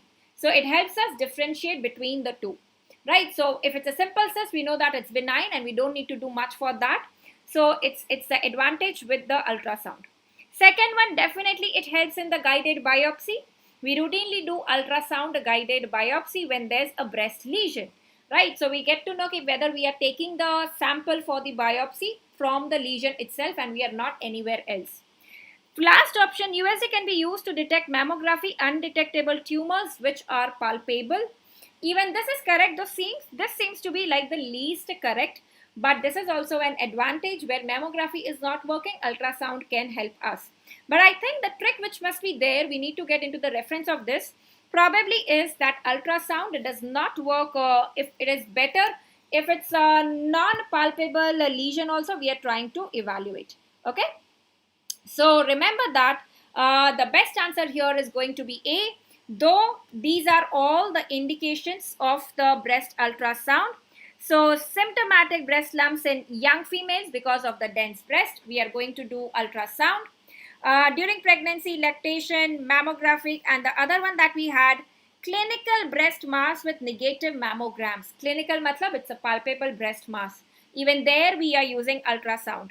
Guidance of the needle biopsy, even there we are using ultrasound. So all the four are the advantages, but the best answer here is going to be the option A. Okay, the best answer is going to be option A. Okay, so that was this. And yeah, before we end the session, there's one more question that we had. And that question was basically related to, I think some problem with the screen. Okay.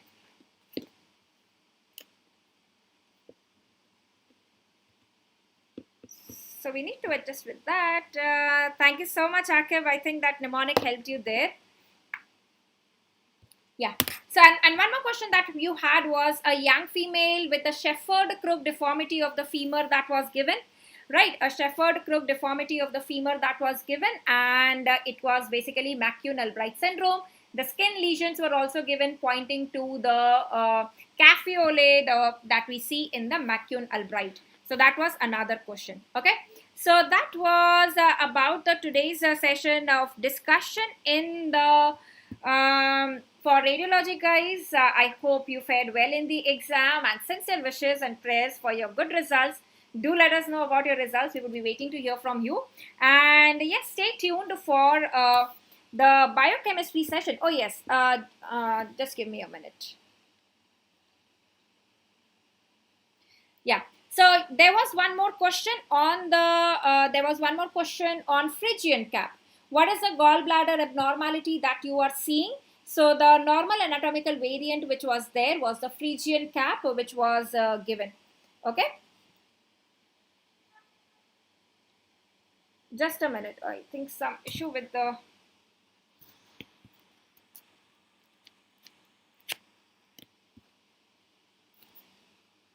Right. So the answer to that question is going to be basically Phrygian cap. Okay, that was the Phrygian cap. Right.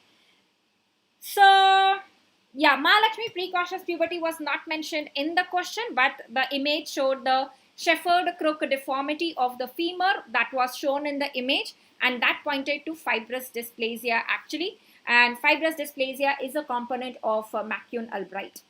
Okay. Uh, Jay, thank you so much, Jay, for reminding on that question as well. So one question that we had was basically the image, the lumbar spine ka X-ray which was given, and you were given multiple calcifications in the kidney, the bilateral calcification. So that was basically medullary nephrocalcinosis, and the answer to that question would be parathyroid adenoma, which causes medullary nephrocalcinosis. Okay, so that is going to be the parathyroid. Okay, that is going to be parathyroid adenoma. So Phrygian cap and parathyroid adenoma to be added to this session, to the recall of radiology. Right. So yes, that was all about radiology, guys. Thank you so much for joining in, and please stay tuned for the biochemistry session. And I hope you are getting to learn out of this mega recall session that we are conducting. Thank you so much. Goodbye. Take care. And no matter what, I would still say keep studying, keep revising, and keep winning. Thank you so much.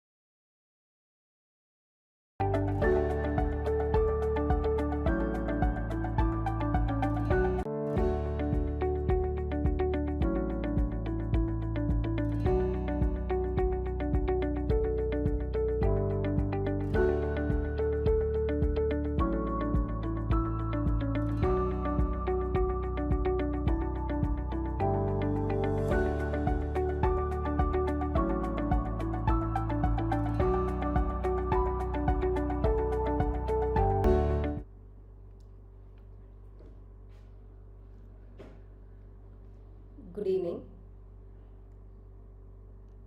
Am I audible and visible?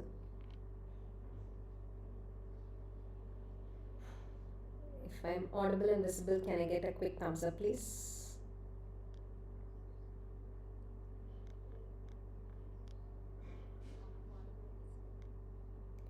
Yeah.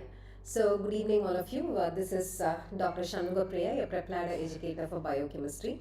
And as you all know, this will be a biochemistry recall session wherein we'll be discussing all the MCQs related to biochemistry and clinical biochemistry which were asked in the latest INI CET May 2023. And this is something which which I always love to do, to recall all the MCQs that are asked in the exam and to be able to discuss all these MCQs, because now I know you're all relaxed, right? So please don't be anxious about what would be the right answer. We have already finished the exam, so we cannot go back and change it.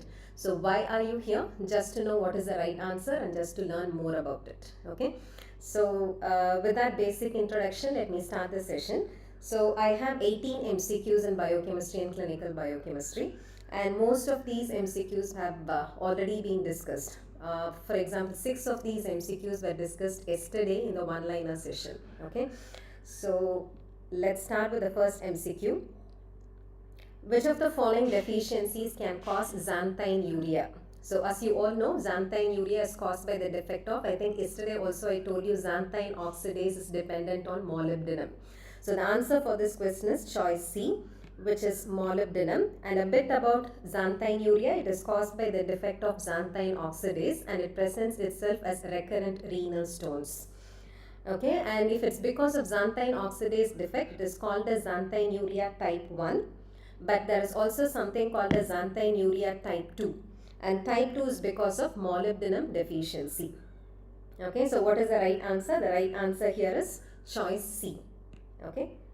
Now the next MCQ, which enzyme deficiency causes Pompey's disease? This also we discussed yesterday in the one-liner session.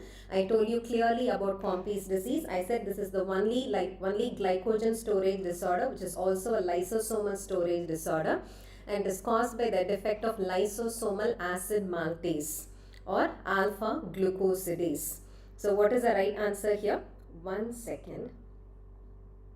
I think I lost this session.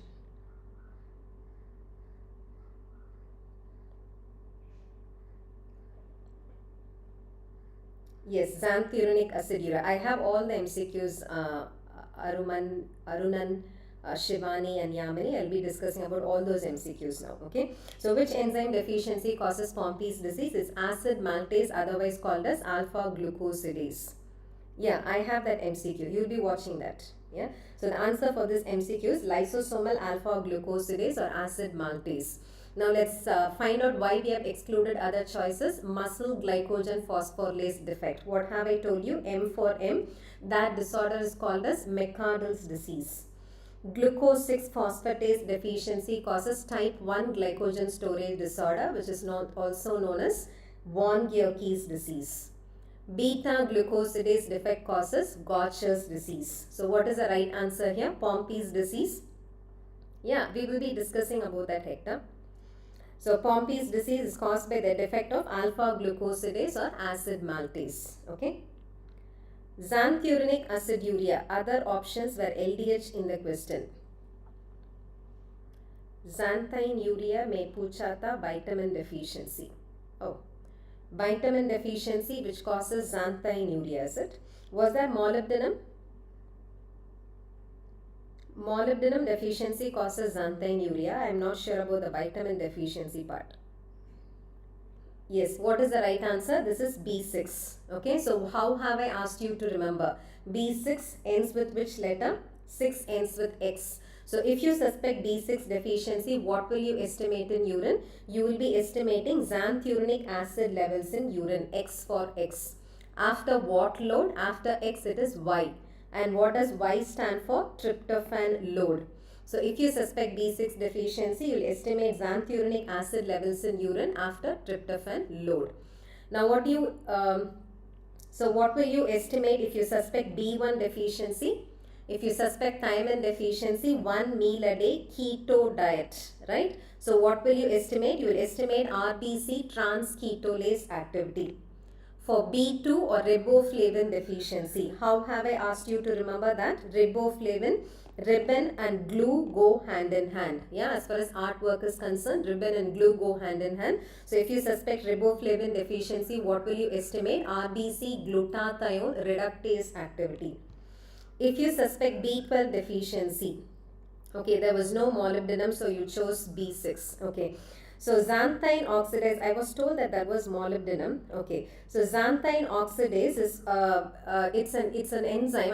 I will verify this, but this is an enzyme which can also be dependent on B6, but I'm not very sure. But I will refer about this and I will let you know. Okay, because I was told that that was molybdenum. Okay, B6. What else? B1. Xanthinuria. Okay, what else? Okay, we'll discuss about this later. Okay, so B12 deficiency. If you suspect B12 deficiency, what will you estimate in urine? You will estimate methylmalonic acid level in urine after an overnight fast. So answer for this question is B6. Okay. So calculate anion gap. How many of you got it right? Calculate anion gap. Sodium, potassium, chloride, bicarbonate. What is the formula for anion gap? It is sodium plus potassium minus within brackets chloride and bicarbonate. So just substitute all these values. What will you get? 145 plus 4 is 149 minus 105. So the value will be 149. If these are the values that were provided, then the answer would be 44. Okay, answer would be 44.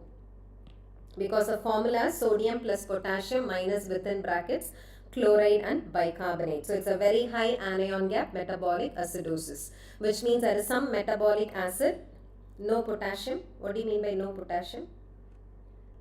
there are some textbooks which include potassium. Okay, if they provided you potassium values, no harm in adding it. So even if you don't include potassium, you're not going to get it as 35. Okay, so what will you have it as? 145 minus 105, which would be 40. So which is close to 40? It is again 44. Okay. Bicarbonate was 20. Okay. If bicarbonate was 20, so have you all understood the concept here? Yeah, so in that case it would be 35. Yeah, even I say you don't have to add potassium, because when compared to 135 of sodium, 3.5 of potassium can be considered as negligible. Okay, so you can have it both the ways and find out which value comes close to each other. For example, if you're going to interpret the value of anion gap, if there is no potassium, then the normal value would be different. It would be 12 plus or minus 2. Okay, whereas if you're including potassium, the value would be different. So interpretation will be based on this. So if you find potassium value, also include potassium and then subtract and find out what is provided. And if it does not correlate with any of the choices there, then you can exclude potassium. Okay? Yes.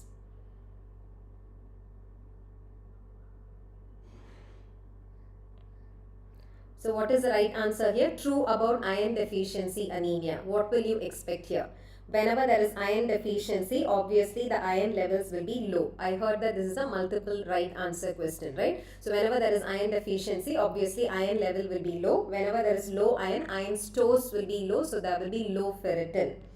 And whenever there is low iron, there will be feedback stimulation of translation of transferrin. Because what is your aim? Your aim is to increase iron availability. Only when there is transferrin, you'll be able to transport iron from one tissue into another tissue. So what happens? There is an increase in the translation of transferrin. So whenever transferrin level increases, there is an increase in the total iron binding capacity. So in iron deficiency anemia, there will be a high total iron binding capacity. What happens to transferrin saturation? What is the formula for transferrin saturation? It is a ratio between serum iron and serum total iron binding capacity, which is expressed as a percentage. In this case, serum iron is low, but there is an increase in the serum total iron binding capacity. Numerator is low and denominator is high. So what happens to transferrin saturation? Transferrin saturation will be low. So this we have discussed in the rapid revision session. Do you remember that? In Prepladder rapid revision, we have discussed entirely about iron deficiency anemia. So what is the right answer here? In iron deficiency anemia, all the four will be true. Low iron, low ferritin, high total iron binding capacity because transferrin level is elevated and transferrin saturation is decreased. What? This question paper is not, no, question paper is not available with any of us. It is based on the recall that is given by students. C and opposite A was in only one option. Last it was T and G. Yeah, I have that question also. Don't worry, I'll be discussing all MCQs. Okay. So this is the question that you are all discussing about, right? Yamini, Shobi, yeah. So template strand is 5' CGTT80. So some sequence is given. If this is transcribed by RNA polymerase, the sequence of the new RNA will be. So what is step number 1? I've told you about this also in the rapid revision series. If they've given you template strand sequence, step number 1 is to write the template strand sequence in 3', 5' direction. So write it in 3', 5' direction. ATCATTT. ATTGC. Okay, so this is 3', 5'. And then write complementary sequences. What is complementary to A? Complementary to A is U. Complementary to T is A. So G, U, A. For A it is U, A, C, G. And then mark it as 5', 3'. That way you will never go wrong. So all of you, those who are watching this session, if they give you template strand sequence and if they ask you to find out the RNA sequence, step number 1 is to write it in 3', 5' direction. Then write complementary sequences, mark it as 5', 3'. So what is the right answer here? The right answer here is choice C. Even otherwise you can exclude choices simply. Do you think choice A can be ever true? Choice A cannot be true because there is T. Okay, and then choice B is also not true. You have to find out the basic concept behind which the question is framed. Had they given you coding strand sequence, yeah, if the question was coding strand sequence is this, what is the RNA sequence? In that case, maintain the polarity, maintain the sequence, just replace T by U. Yeah, in that case, the answer would be CG UUA UUU ACUA. Do you all understand this? Yeah, there was a question on Ruthira's test also. So answer here is choice C. Thermic effect. What is the right answer? This also we have discussed in rapid revision series, right? So thermic effect is specific dynamic action, and this is the highest for proteins. So answer for this question is choice C. Okay, so what is specific dynamic action? It's the amount of energy that is used in excess of basal metabolic rate by a person to assimilate the food that we intake. Do you understand this? What is specific dynamic action? It's the amount of energy that is spent above basal metabolic rate to assimilate a fuel from the body. And that's why it's called as diet-induced thermogenesis. So why should you find this out? If SDA is high, then the net calorie that you get from the diet is going to be low. So that will not allow you to gain weight. And SD is highest for proteins. It is 30%. And this is primarily why your diet should have more of proteins. If your diet has got high protein, many energy gets burnt out just to assimilate it. So the net calorie that is available will be less, so you won't be gaining weight. And it's the least for carbohydrates. That is why carbohydrates are lipogenic. They cause weight gain. And intermediate is for fats. Okay. What is it? 5 prime, 3 prime, ka dhyan nahi diya. Okay. It's always a learning aspect that you should be happy about seeing. Okay. So from now on you won't make a mistake, right? You should always check the polarity and then write it in 3 prime, 5 prime direction. So what is the right answer here? Thermic effect or specific dynamic action will be highest for which fuel? It is highest for proteins. Which is false about collagen? What is the right answer? What did you all choose? Which is false about collagen? Collagen, the most abundant amino acid of collagen is glycine, because collagen is made up of repetitive units of glycine XY. So choice A is false. Phenylalanine is not the most abundant amino acid. So a bit about collagen.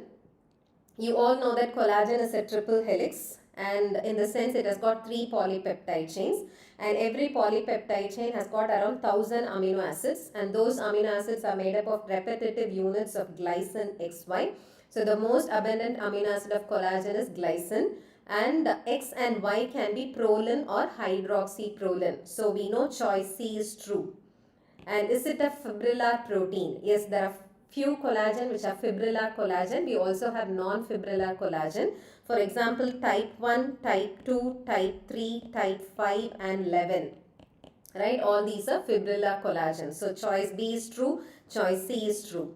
Cross-linkage formation. Rothera gives purple ring. Yeah. It was dark brown. Okay. There is nothing which gives dark brown as a ring. So I think can presume it as Rothera's test. Okay. History of diabetes. Yeah. So what is the right answer here? Cross-linkage formation definitely uses vitamin C, because vitamin C is necessary for prolyl hydroxylase and lysyl hydroxylase, which is necessary for cross-linkage formation. And copper is necessary for lysyl oxidase. And that is why cross-linkage formation of collagen is dependent on vitamin C and copper. Okay. So the right answer here is phenylalanine is the most abundant amino acid is a false statement. A mother while kissing the child finds the sweat of the child to be salty. Which of the following channels is affected? What is the right answer? So this is cystic fibrosis, right? Sweat having higher sodium chloride is nothing but cystic fibrosis, which is caused by the defect of CFTR gene. And CFTR protein codes for which channel? Chloride channel. Okay, so answer is chloride. So what is the function of these chloride channels? They are present in exocrine gland ducts. Okay, and the function of these chloride channel and exocrine gland ducts everywhere else is to cause chloride secretion. So along with chloride, sodium gets secreted and then water gets secreted. That makes all exocrine gland secretion to be liquid. Now when there is chloride transporter defect, sodium chloride and water secretion into the glandular secretion is affected. So all secretion will become thick and mucus. Whereas a chloride transporter function, sweat gland duct alone is different. Here the function is to cause chloride reabsorption. So when that transporter is defective, sweat chloride concentration increases. That is why sweat sodium chloride increases. That is why it tastes salty. Okay. So answer here is chloride. If CFTR was mentioned, then that would be the best answer. Okay.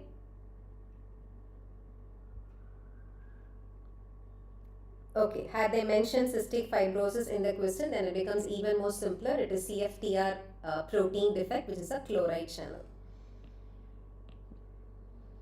Isn't this the question that you were all mentioning about? Yeah. A young boy with type 1 diabetes presents with unconsciousness. His urine is subjected to a test and the result is provided below.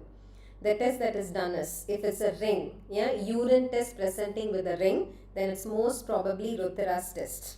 Okay, so what is the right answer here? The right answer here is Ruthera's test. Now for completion, if you are going to be a NEET PG aspirant or FMG aspirant, tell me Benedict's test is done for what?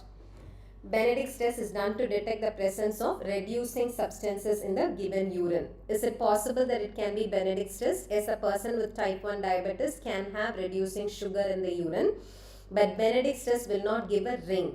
What will you see in Benedict's test? Blue color becomes green or yellow or orange or red. Had it been a tube with orange or red color, then it can be possibly Benedict's test. Okay, so this is not Benedict's test. It was not looking purple at any angle, but if it's a ring, Ravi Ranjan. Yeah, if it's a ring, it's most probably Ruthera's test. I can't think of any ring in urine. Okay, any other ring. So the other place where you see a ring is Molish test, which is done to detect carbohydrates. Okay, and that will also be a purple color ring. And that's not going to answer for such a minute concentration of carbohydrate that can be present in a diabetic patient.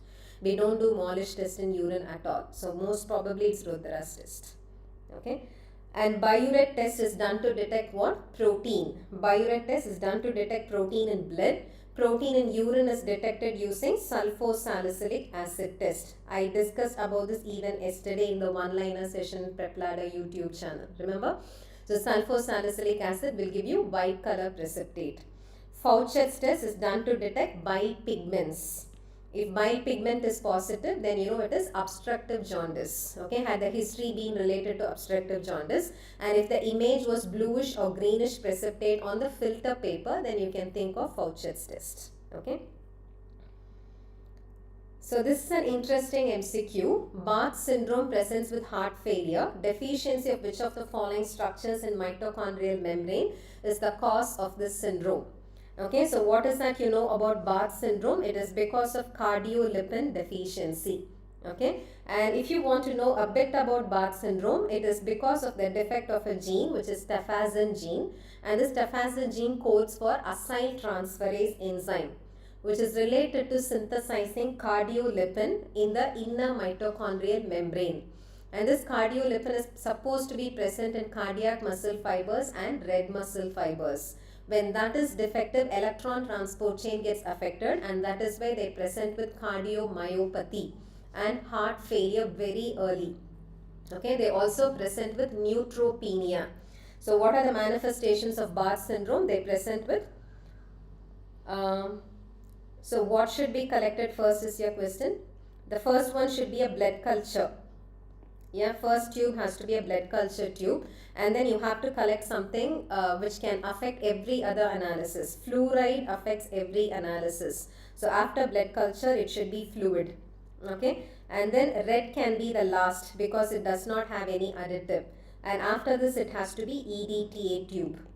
Okay, so what did I tell you? First one is blood culture, and then fluoride tube, which is gray. After gray, it is purple. Okay, and if you have a citrated tube, that would be first, because citrate coagulation assays will get easily affected by anything. Okay, so do you understand the sequence? So if you ask me what is the sequence, let me write down the sequence. The first one has to be a blood culture tube, because if you collect blood sample in any other tube, contamination can happen. So blood culture comes first. And then the most sensitive parameter, which is the most sensitive parameter, it is citrated, okay, which is a blue top tube. And after blue top tube, you can collect it in EDTA, okay, and then you can collect it in red, and then finally comes fluoride, because if you're going to collect in fluoride, this fluoride goes and contaminates every other tube, and that affects the analysis. Okay, yes.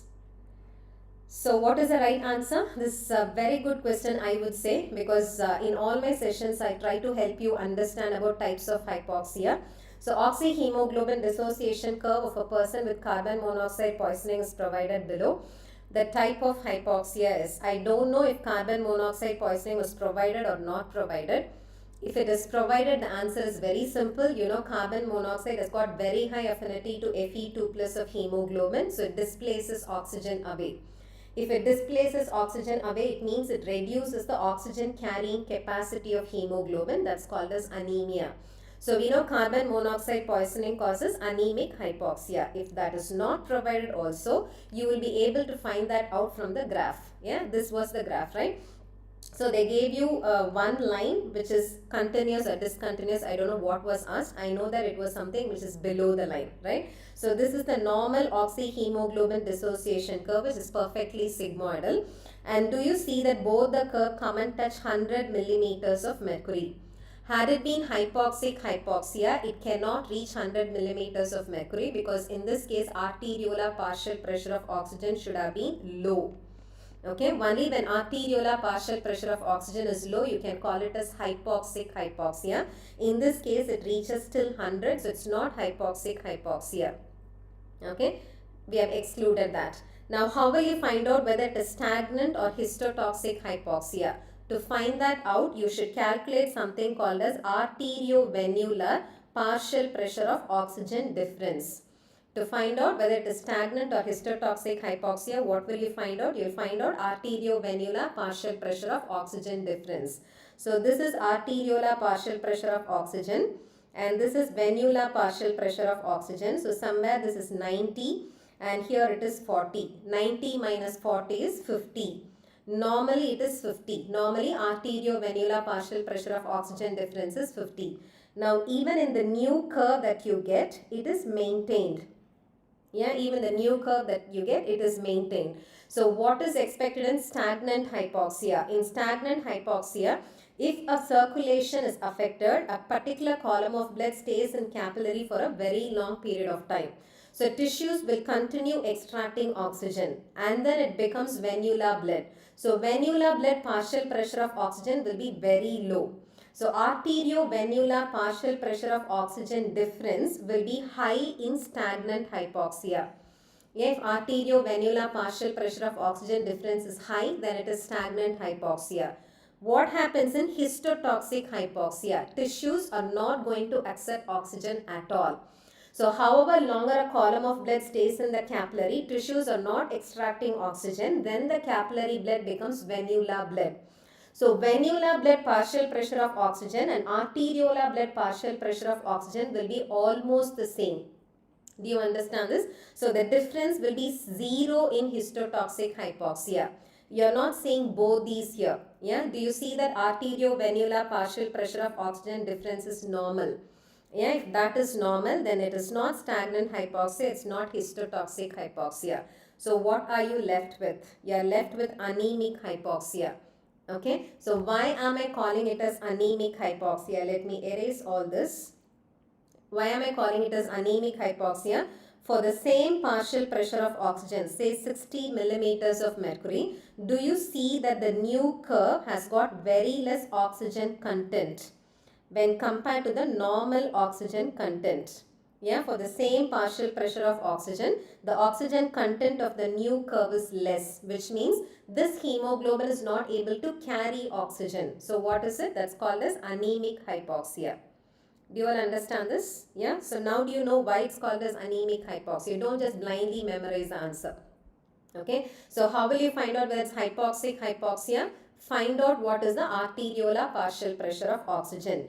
If the arteriolar partial pressure of oxygen is given as 95 millimeters of mercury, this is not hypoxic hypoxia. To find out whether it is stagnant or histotoxic hypoxia, find out what is the arteriovenular partial pressure of oxygen difference. If it is very high, okay, normally it is 50.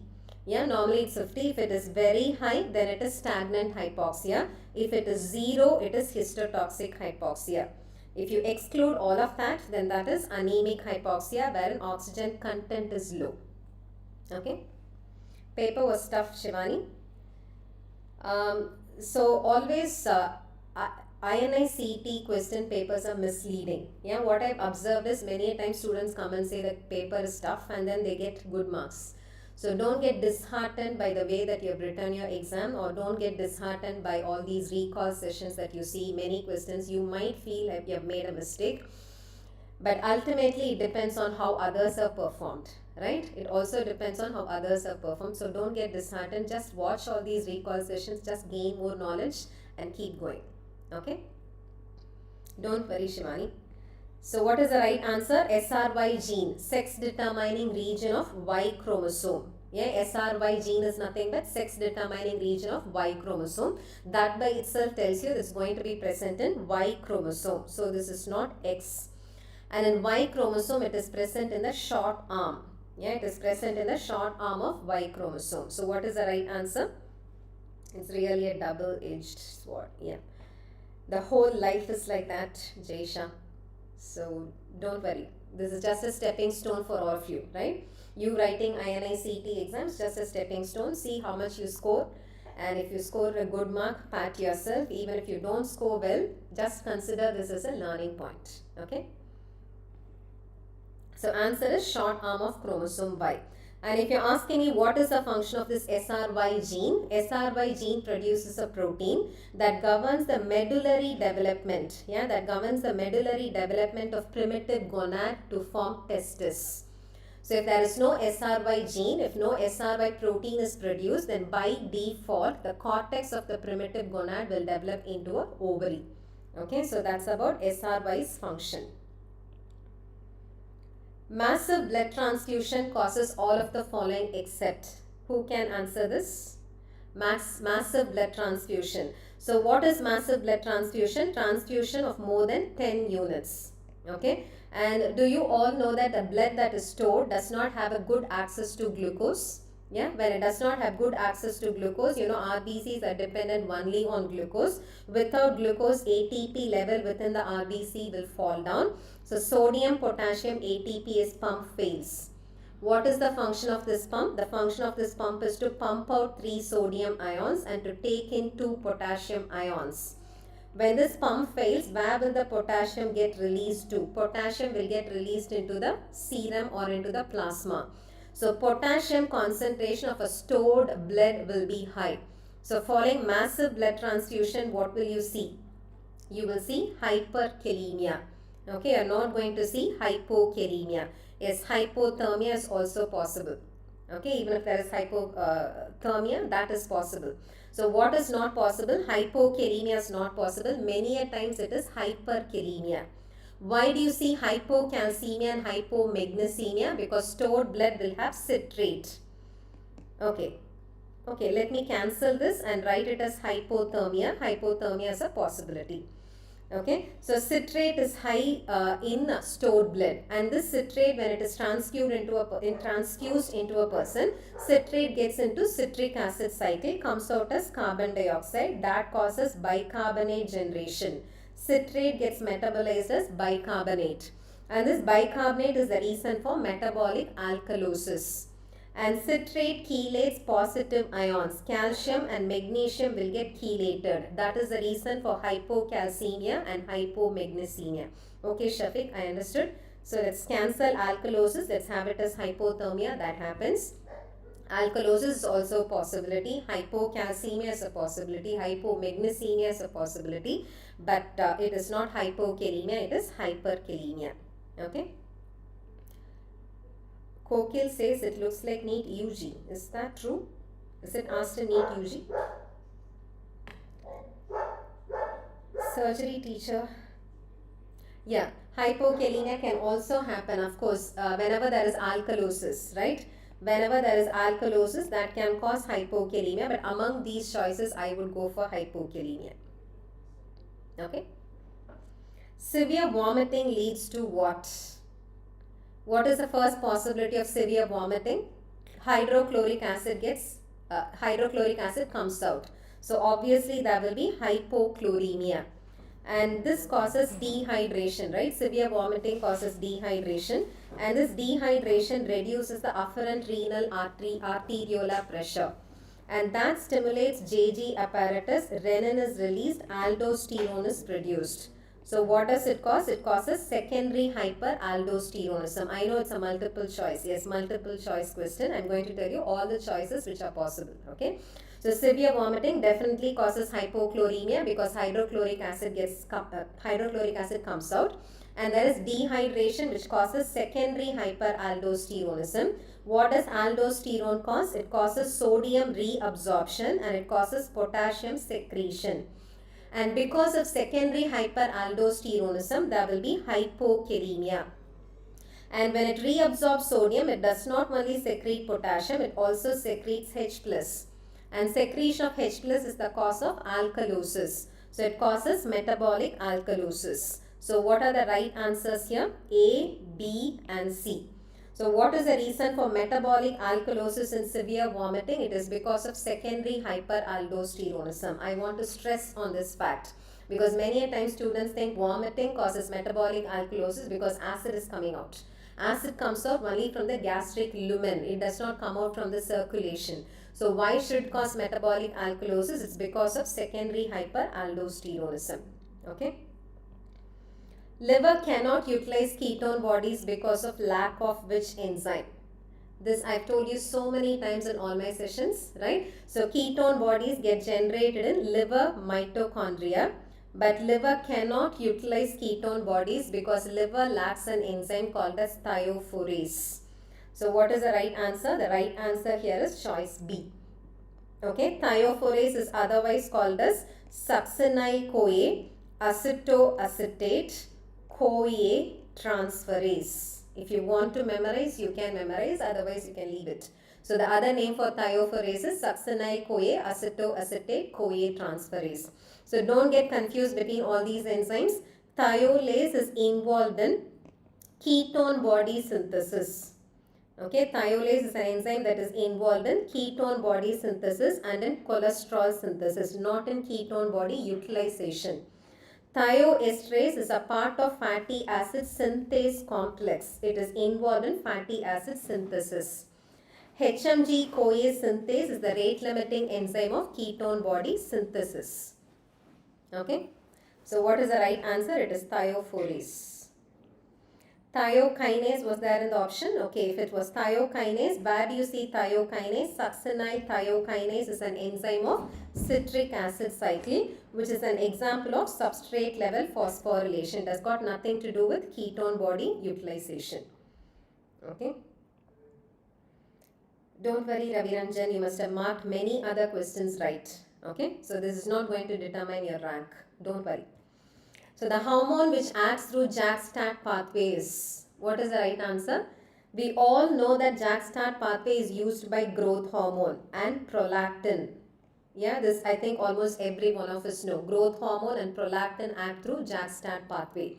But I always list leptin also in that list. I also include leptin in the list. So what is that you know about leptin? Leptin acts through JAK-STAT pathway and leptin is called as an adipokine. It is released by adipocytes.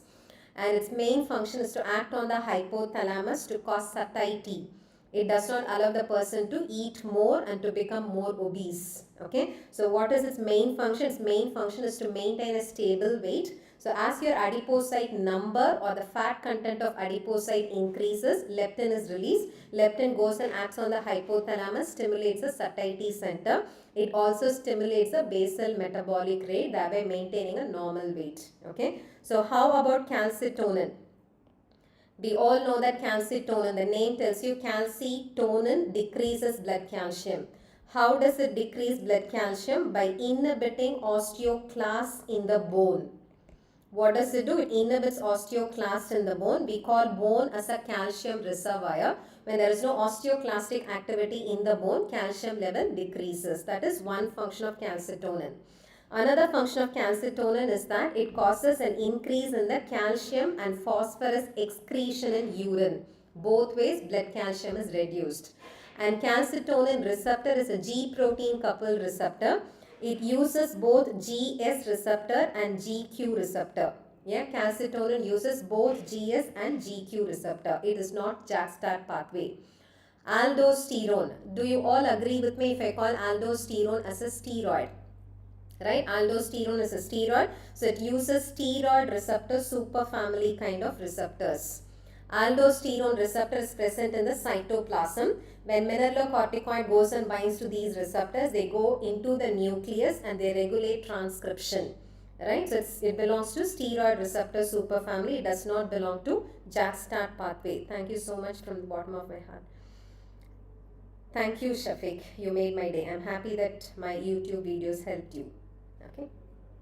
So that's about aldosterone. How about vasopressin?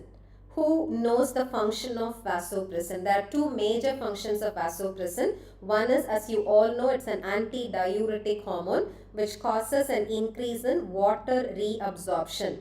Right? It causes water reabsorption in the late DCT and collecting ducts. And for this it uses which receptor? It uses V2 receptor. And the name vasopressin tells you that it causes vasoconstriction. And for causing vasoconstriction, it acts through V1A receptor. Okay. B2 receptor is GS coupled. B1A receptor is GQ coupled. Do you all understand this? So both the names of vasopressin will tell you about its actions. One is it causes water reabsorption by acting through V2 receptors. It causes vasoconstriction by acting through V1A. Both are G protein coupled receptors. B2 is GS coupled. V1A is GQ coupled. So what is the right answer? The right answer here is leptin, which acts through JAK-STAT pathway. Cholestasis is mediated through defect of which of the following proteins? What is the answer that you all chose? Dubin-Johnson syndrome. Have you all learnt about Dubin-Johnson syndrome or the black liver disease? Yeah, Dubin-Johnson syndrome or black liver disease is caused by the defect of MRP2. What is MRP2? Multi-drug resistant protein 2.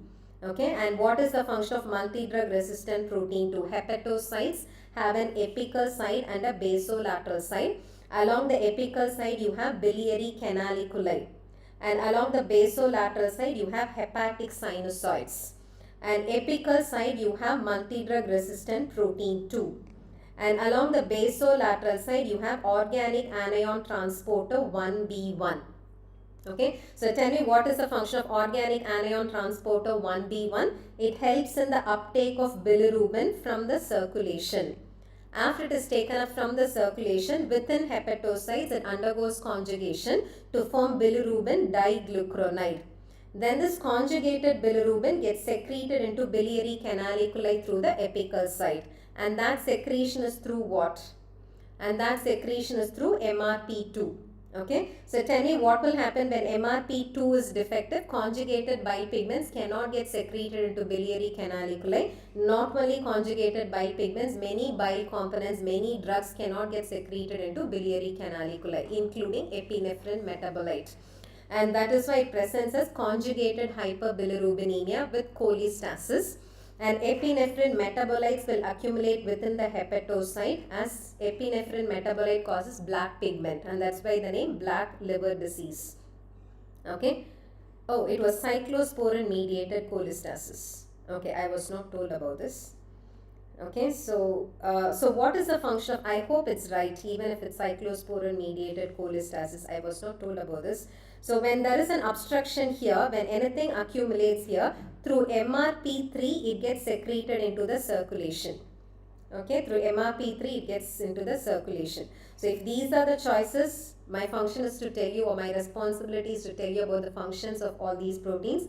MRP2, what does it do? Can you see that here? MRP2 allows bile pigments to get secreted into biliary canaliculi, and organic anion transporter 1B1 causes uptake of bile pigments. Okay, so probably I will check about this and I'll get back to you. So answer is MRP2 for these choices. Okay, so that's about Dubin-Johnson syndrome and Rotor syndrome. So totally I had 18 MCQs. We have discussed all 18 MCQs. I hope this helped you.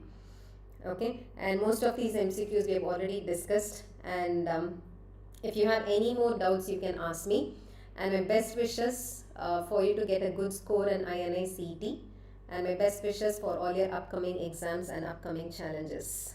Okay, anything else? Was there any other MCQ in biochemistry which I've missed?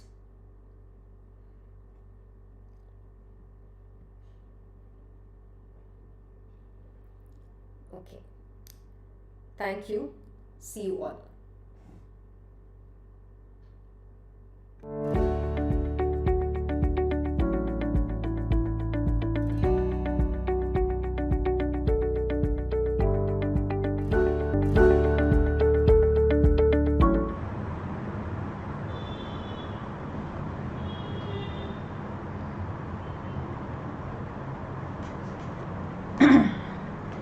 Hello everyone, good evening. I hope all of you had a fantastic day today, and I'm hoping that you did your exams really well.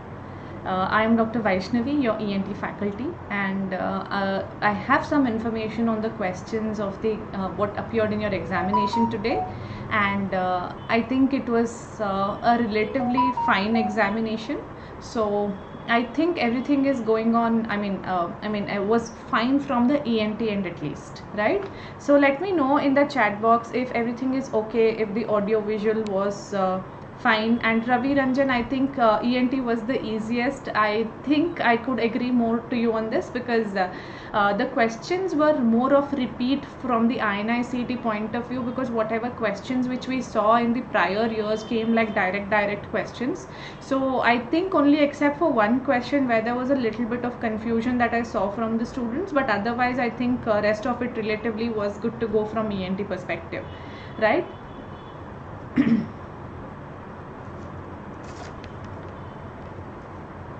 Yes, so let me know if the audio visuals are clear, then we can start off with the class.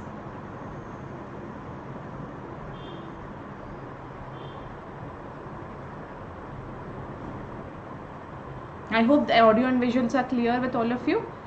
Okay, so let me give you a quick disclaimer that the questions discussed in this PPT are all recall based, and the motive of this live session is to get the actual questions. So I am not here intending to tell you what what were the questions. I am not telling you for sure that these were the questions, but this is on the recall with the which the students have attended and have told us.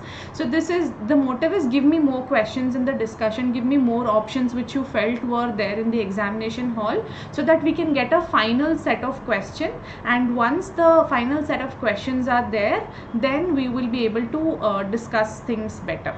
Okay, so that will be uploaded on the Prepladder app, where you get the final questions and the final answers.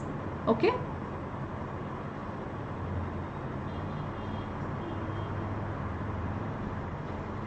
Okay, so let's continue. We'll have the first question for discussion.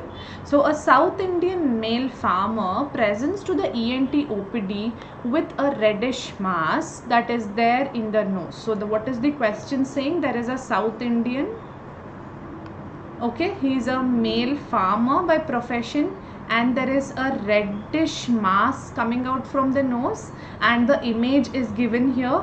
The image is showing you something, and there is a histopathological image showing you something. So what is the likely diagnosis? Is this rhinosporidiosis? Is this rhinoscleroma? Is this rhinophyma? Or is this nasal polyp? Yes, in Kalija, I heard that E. coli, the question was asked twice. I don't know, that's a very easy question. I think you got a clear bonus and a treat from the examiner from the ENT point of view, that I say le lo, do mark le lo aise, because that was something that everyone knows, every student, every undergraduate, every third prof student would know about ENT, right? Correct. So, okay, so cattle breeder was there in the question, right? So cattle breeder is even more specific, in terms of discussion, because when we are talking of the diagnosis of this question, we are talking about a condition where you see a reddish polypoidal mass coming out of the nose resembling a fruit, which we call it as a strawberry. If you remember, day before yesterday when we did a recall, when we did a 101 liner, I did this question where I discussed a strawberry like mass coming out from the nasal cavity, and we discussed that this is common in South India and this is caused due to an aquatic protozoan. So the cause is an aquatic protozoan. So when we are talking about cattle breeders, when they take the cattle for a bath into a pond, there is a possibility that this patient could have got infected with this aquatic protozoan, which is nothing but Rhinosporidium seaberry, and this Rhinosporidium seaberry is the cause of this condition, which we call it as rhinosporidiosis. Now rhinosporidiosis is very typical, presents to you with a reddish mass inside the nasal cavity. Histopathology typically shows you sporangia. Inside the sporangia there are multiple spores. So the presence of sporangia with spores is the hallmark of rhinosporidiosis. Now this is endemic in South India, so all these clues, South India, cattle breeder, reddish mass, epistaxis, strawberry, aquatic protozoan, all of this will point you to the diagnosis of rhinosporidiosis. So I think this was very easy question. Rhinoscleroma basically is in North India, so this is not a question of North India, so there itself you can rule out. Then we have rhinoscleroma causing 3 phases: atrophic, granulomatous and cicatrization. So we don't find a red polyp, but you'll see greenish crust, you'll see tapir nose, you'll see hebra nose, you'll see a woody hard nodule. Rhinophyma is potato nose, where you see there is hypertrophy of the sebaceous gland seen in acne rosacea, and there is a potato like lesion that you see on the nose. And nasal polyps are not red, they are not vascular, they are pale masses that come out of the nose. There is no relation to a cattle breeder, South India or a reddish mass, so hence nasal polyp also is ruled out. I think this was a straightforward question, and this is the answer is rhinosporidiosis.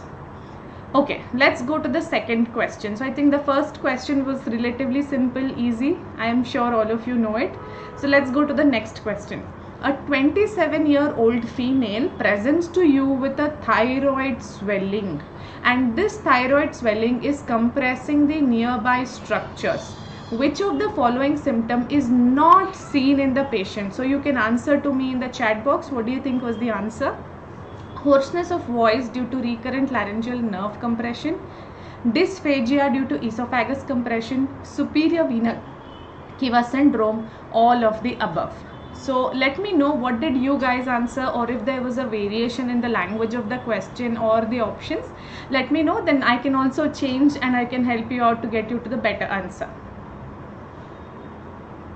Yes, so we have a 27-year-old female with a thyroid lesion. So when we talk about thyroid lesion, there are 2 structures which get compressed very easily, and one structure which is, probability of compression could occur. So what do you think is the answer? So whenever we are talking about thyroid lesions or thyroid swellings, what all compressions can we expect? Okay, so Ravi Ranjan is saying it was a match the following type of question. Okay, so if that was a match the following type of question, so did they give you hoarseness of voice due to RLN compression, dysphagia due to esophagus compression, something like this? Was the language like this, Ravi? Variation was there? Okay, if this was the language, then let me know. Dyspnea due to tracheal compression, very good. And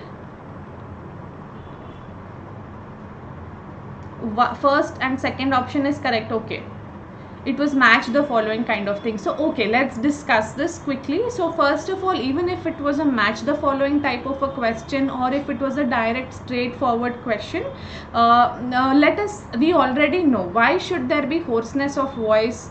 Hoarseness of voice can occur either due to RLN involvement or SLN involvement. And when we are talking about thyroid lesions, the possibility of RLN involvement, possibility of SLN involvement, both of them exist.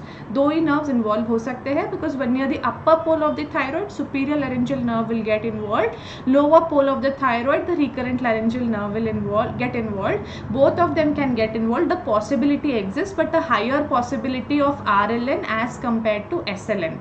RLN में the amount of change in voice is very minimal. SLN causes too much of change in the pitch of the voice and tone of the voice. Okay, so that is there. So we can attribute hoarseness of voice due to RLN involvement. This we can attribute. Dysphagia to esophagus compression. Yes, we have the cervical esophagus, right? So whenever there is a thyroid lesion, it can compress the trachea, and that in turn can compress the esophagus. So cervical esophagus compression can still be a possibility of in the compression of nearby structures. Dyspnea due to tracheal compression is very common. So whenever there is a thyroid lesion or when you have done a thyroidectomy, if there is a dyspnea, we think about any hematoma or if there is a lesion of the thyroid that compressing the trachea. So these three are common involvement of compressive symptoms that we see in a thyroid swelling. Superior vena cava syndrome is also a possibility but rare, not a common possibility but a rare possibility only when there is a mediastinal involvement. So if there is a mediastinal involvement and if there is a mediastinal spread of the lesion from the thyroid, in that rare situation the superior vena cava syndrome can occur. But the question was saying which of the following symptom is not seen. So if you had to choose amongst the three, the answer would be superior vena cava syndrome. Okay, so I think this is easy now. We know what are the common and what is rare, and based upon this we are taking our answer. Okay, let's go to the next question, the easiest of all the question, and I'm sure everybody is have done this question very easily in your exam. So let me know how was this question for all of you. So find the correct auditory pathway sequence: 8th nerve, cochlear nucleus, superior olivary complex, lateral lemniscus, inferior colliculus, medial geniculate body, and the auditory cortex.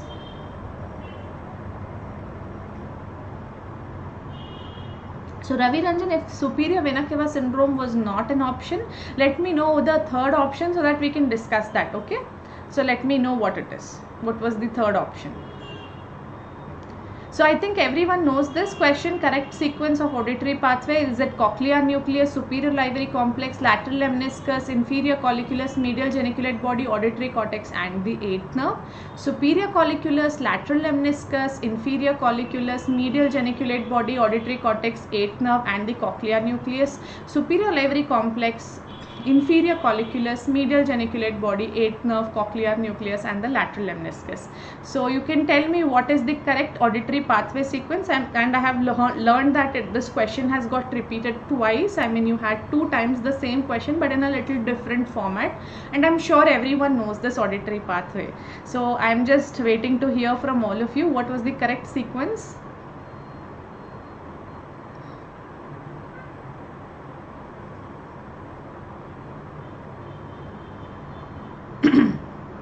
So if it was sympathetic chain resulting in Horner syndrome, again Horner syndrome involving the sympathetic chain is not a common involvement that we see in thyroid swellings. It's a rare involvement. So if you had to choose one amongst the three, because the fourth option, if I'm not wrong, is all of the above in the previous question. So all of the above cannot be the answer. Tracheal and the esophageal compression is common. RLN compression is common. So what will be left would be the answer, that is Horner syndrome.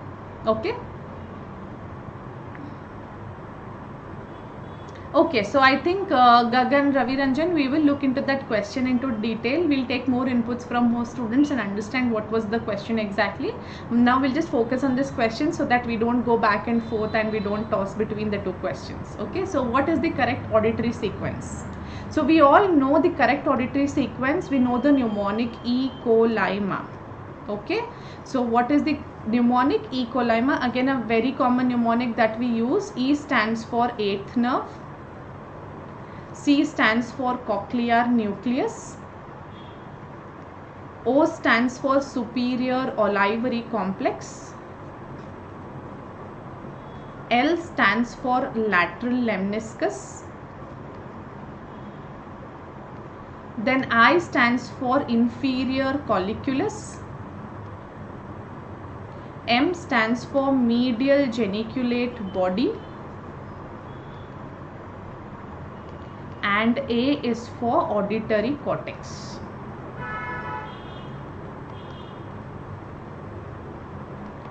Okay, so the primary auditory cortex is in the superior temporal gyrus. So I think everyone knows this mnemonic, so I think this is very easy.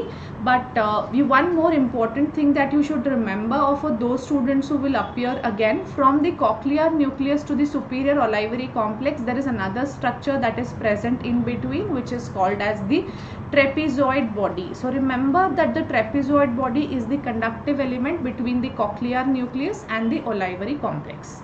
So I think there is no discussion much on this question, and this is easy for all of you. Okay, let's go to the next question. What is the likely diagnosis of the image given below? Is this a ranula? Is this a mucocele? Is this Ludwig's angina, or is this a dermoid cyst? I think this is something that is very basic, very easy question for all of you.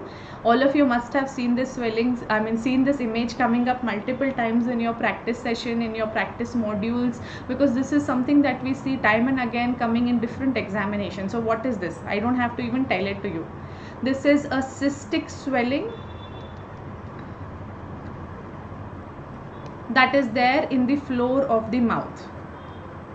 So the cystic swelling that is there in the floor of the mouth, where you have trans illumination test positive, is suggestive of a ranula. Very good, this is suggestive of a ranula. Mucocele occur in the minor salivary glands, whereas ranula is something that you see in the sublingual salivary gland. So ranula occurs in the major salivary gland, which is your sublingual salivary gland. Ludwig's angina is the cellulitis of the floor of the mouth. So you would see some swelling here. So this is Ludwig's angina, is the cellulitis of the floor of the mouth in the submandibular space. So this is a cellulitis in which space? In the submandibular space. Dermoid cyst can occur in the floor of the mouth, but it is not in the midline. It's not laterally located, but it is a swelling that you would see in the midline. It would have all the three components, like the ectoderm, the endoderm, and the mesoderm. Okay. So Ravi Ranjan, cystic hygroma and branchial cyst were the other options. So let me note it down so that when we are coming up with the final one, we will have this. It cannot be cystic hygroma, because cystic hygroma presents to you as a neck swelling. Branchial cyst also presents to you as a neck swelling. So these two are neck swellings, nothing to do with the floor of the mouth. Okay, so these are the other options. Obviously we can rule out. Ravi Ranjan Manasvi, I have that question where there is a discussion on some auditory evoked potentials, and there was some understanding abilities there. That is the last question. I'm going to discuss that as we go forward. I have kept that as the last question for discussion, so that if there is any language change, we can keep discussing it on. Okay. Now they have given you a question where they are showing you some injection being done on the medial canthus, and they had given you the option. Okay, Shivam, hemangioma is an option. Of course, hemangioma are reddish vascular swelling. They are not cystic bluish swelling. So cystic bluish swelling is nothing but a ranula. So whatever the options be, I think for the previous question, there is no discussion or there is no ambiguity. The answer will stay to be ranula only. Okay? अभी ये question का answer बोलो. Image showing to you there is a medial canthus पे injection हो रहा है. What is it saying? Is it NLD syringing? Is it anterior ethmoidal nerve block? Is it median nerve block? और is it nasociliary block? Yes, I am waiting for your answers. So they have shown you some image here. What do you think are they asking you over here? Abdul Rauf is saying 4. I want to quickly clarify with all of you, was nasociliary and anterior ethmoidal both a part of the questions, या फिर only one of them was a part of the question? Was nasociliary and anterior ethmoidal nerve दोनों भी थे या फिर एक ही था question में?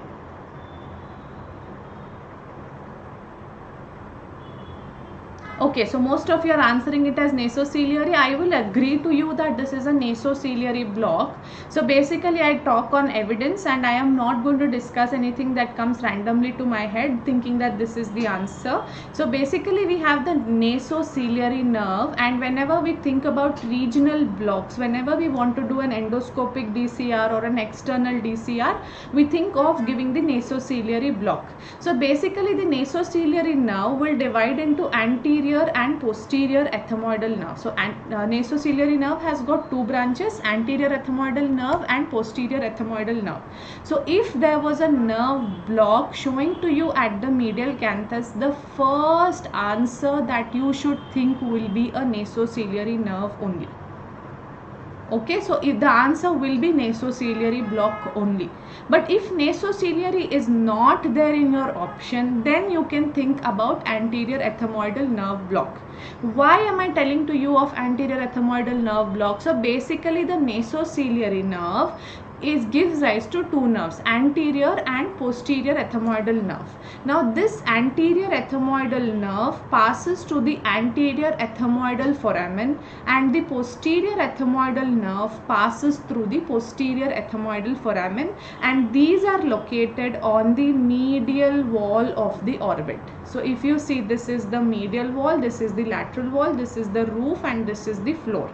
So ideally when we are talking about the nerve block on the medial canthus, the first answer will be nasociliary. But अगर nasociliary option में नहीं है, then you will think about anterior ethmoidal nerve block, because ये travel करता है through the medial wall of the orbit. But typically when we want to give an anterior ethmoidal nerve block, we will give it along the dorsum of the nose, because it comes here and continues to go to the dorsum, continues to supply the septum. So we will give it along the dorsum of the nose, but not along the medial canthus. So medial canthus पे if you are thinking of a nerve block, this is the technique, then you think about nasociliary block. Okay, so I think this again question I have given you a full clarity कि अगर nasociliary था option में, then that will be the answer. अगर नहीं था option में, then the answer will be anterior ethmoidal nerve block. Okay.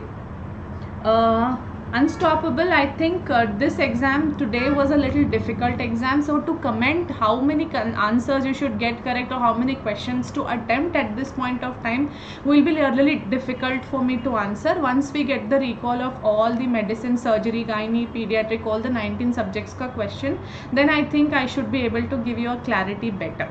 Okay. Okay.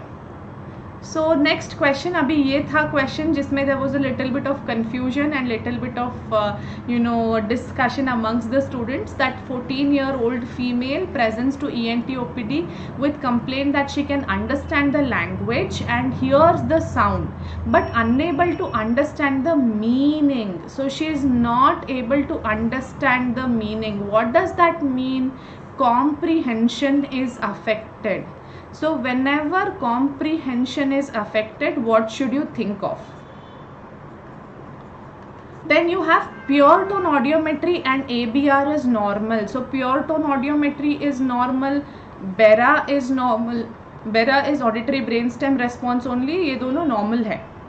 What is the likely diagnosis of this patient? Is the patient malingering? Was the patient having Wernicke's aphasia or auditory neuropathy? Was the patient having otosclerosis or Michael's aplasia? So you can tell me, what do you think was the options, or was there a change in the question pattern, or कुछ additional था question में? You can give me insight so that when we put it for the final final collection of questions which will help the juniors, we will be able to give them more precise questions.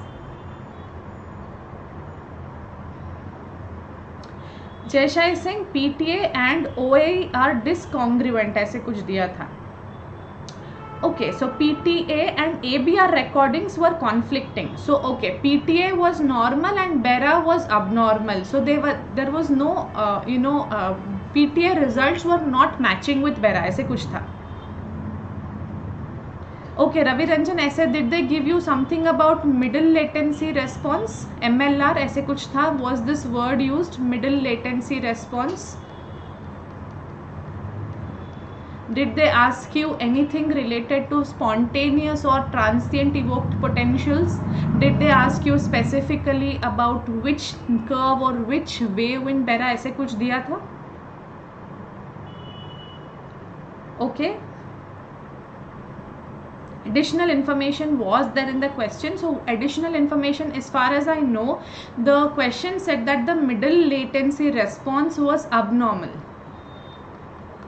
Correct? ये मुझे, this is what some of the students told me, that middle latency response was abnormal. Correct.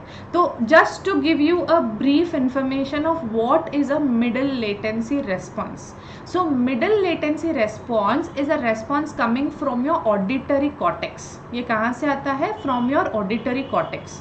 When does it come? Whenever you give a sound stimulus. After giving a sound stimulus, about 10 to 80 milliseconds, after 10 to 80 milliseconds of the stimulus, you get a response from the auditory cortex which is recorded.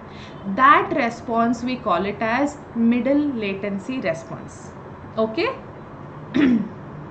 Yes, middle latency response was there. Ravi is confirming. Jayesh Sai saying evoke potentials was mentioned. ठीक है, evoke potential normal abnormal उससे हमको कोई फर्क नहीं पड़ता है at the moment, because when we are talking about BERA, it is in general.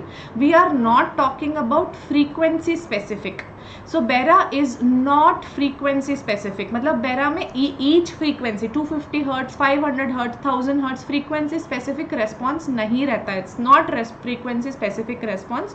So at some frequency BERA may be normal, at some frequency BERA may be abnormal. So when BERA is normal, doesn't say that at all frequency BERA is normal. So we'll keep that aside. But if middle latency was given in your question, this is a test that is frequency specific, meaning at particular frequencies in the auditory cortex, you will see the response coming about 10 to 80 milliseconds of the sound stimulus. We call it as a middle latency response. और अगर ये abnormal है, if it is abnormal, it tells you clearly there is an auditory cortex lesion. So there is something in your auditory cortex or in your primary centers of the brain जहाँ पे you can have the lesion. Okay, so here when we talk about malingering पे BERA should be abnormal.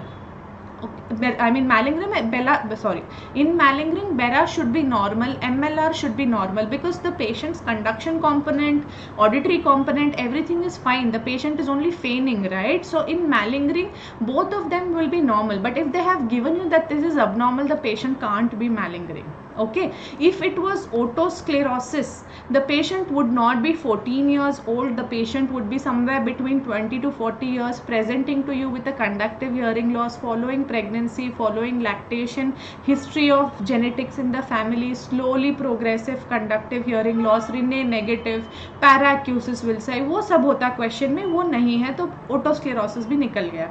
अभी Michael's aplasia is a condition where you see that there is non-development of the cochlea. Aplasia means non-development, so complete non-development of cochlea is your aplasia. So अगर cochlear abnormality होता, if the cochlea is not developed, BERA would have definitely shown you some abnormality and you would have seen delay in the appearance of wave 1 only. So here again it cannot be Michael's aplasia, and if it was Michael's aplasia, PTA भी abnormal होता. PTA would not be normal क्योंकि conduction ही नहीं होता, cochlea ही नहीं है. When there is no cochlea, the possibility of hearing loss would be there. The patient understanding the sound only would not be there. So patient is able to hear the sound, indicates cochlea is there, cochlea is functioning. So we will rule out Michael's aplasia on the basis of that. So we are left with something like vernix aphasia and auditory neuropathy, which is the option. I don't know if vernix aphasia was there, Jaysha, or auditory neuropathy was there, or other options were there, but let me just quickly brief you through this so that you understand things better. Okay, so basically when we talk of the areas in the brain, we have got the auditory cortex. So primary auditory cortex is present in the superior temporal gyrus, okay, in the anterior part. posterior part you have got the vernix area. So vernix area is responsible for understanding or reception of the sound and understanding of the sound. This is area number 22. Now from the vernix area we have got an arcuate fasciculus. So this is your vernix area, and then you have the arcuate fasciculus, which are connecting fibers to the Broca's area. So Broca's area is in the motor cortex. It is area number 44 and 45 also. So if there is any pathology in the vernix area, ability to understand the sound or ability to understand the meaning of the sound will get affected. Okay. So if I have to give you a box that is going to describe different types of impairments that can occur in terms of comprehension, in terms of repetition of spoken language, naming or fluency. If you see, the question typically said comprehension is getting affected, meaning the patient is not able to understand the language. So this is impaired in vernix aphasia. This can be impaired also in transcortical aphasia. तो अब option में ये था नहीं था, I don't know. अगर ये था transcortical aphasia, then that can also be option. Auditory neuropathy also can result in comprehension being affected. Okay. So I think this chart basically summarizes the entire thing, but what I want you to understand is in Broca's aphasia comprehension is preserved. मतलब उनको समझ आता है language, but they have impaired speech, so fluency is decreased. They can't talk a fluent speech. Vernix में समझ ही में ही नहीं आता है language, so comprehension is impaired in vernix, but speech is preserved. They talk but nonsense speech. मतलब there is no relation between what you have asked to what answer you're getting back. So that is what is the difference between vernix and Broca's. So if there was any other option, vernix, Broca's, cortical या फिर auditory neuropathy, take anything that is related to your auditory cortex. मतलब अगर मैं सिर्फ एक simple, if I have to tell this to you in a single line, it can't be otosclerosis malingering at all, because malingering will show you PTA abnormal, but objectively when you do a BERA or an MLR, they also should be normal.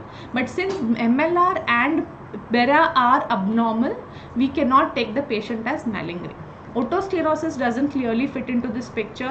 What we are left is only some auditory cortex lesion. So what auditory cortex lesion option was there? I am not sure of it, but it was one of the auditory cortex lesion. Okay. So BERA was absent. That is abnormal. That's why I said you keep BERA aside. We'll talk of MLR. So BERA abnormal, MLR abnormal indicates there is a pathology of the retrocochlear pathway or your central nervous system. So you have to take an option which is beyond your cochlea, beyond your retrocochlear pathway. Think about cortical lesion. Abhi I don't know what were the options, so I just put this chart up so that you know exactly what question was asked. I think these were the three terminologies given to me, so which is why I have put these three terminologies where you get your comprehension being affected. Okay, so I think this was the last question. I hope this were the ENT questions. Majority were easy, just one question was a little tricky, but otherwise most of the ENT questions which we saw were quite easy questions. So if you have any questions or anything to discuss, put it up in the chat box. It will be great if you can recall the correct language and the options of the question in the chat box, so that we can create a actual question database, and that question database can help innumerable number of students who are going to appear next for the examination. And this is what we strive for, that we want to give our students, whether they are current students or coming the next set of students, that they get the correct and more precise information, and this cannot happen without your help. So I request all of you to please put up these questions, whatever you think or whatever you recall was the language and was the option in the chat box. Yes, Kultrepin, जो भी है cortical evoked response or middle latency response or brainstem evoked response, जो भी whatever it is there, it is all indicating to you in a retrocochlear pathology, primarily in the auditory cortex. So here we are not talking about cochlear pathology, we are not talking about conductive pathology, we are not talking of malingering, they are ruled out because Bera or Sera is abnormal, MLR is abnormal. So that is clearly taking you in the retrocochlear direction. Abhi retrocochlear ne kaha hai, that was the question, but they have given you three components. One is otosclerosis, one is cochlear otosclerosis or Michael's aplasia, and malingering. So ye तीनों को we will put it aside, and at least by ruling out we have arrived to the diagnosis of auditory neuropathy or Wernicke's. मतलब at least by ruling out, even if we don't know what was the exact language, rule out करके we will be able to get to the answer, right? Yes. So is there anything else that I can help you with? Please let me know. I will be more than happy to help all of you. If not, I shall take your leave for now.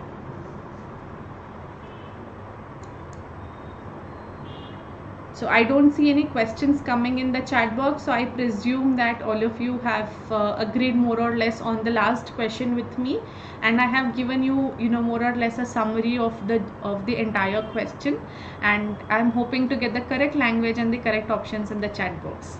I'll take your leave for now, and I will see you all again in our next sessions. Okay? Take care and bye-bye. Nitika Mishra, dementia, I think we will have Dr. Marva sir discussing that later tomorrow, I guess, and we will have that questions discussion there. Okay? So, okay then, fine. Take care, all of you. I will see you all again.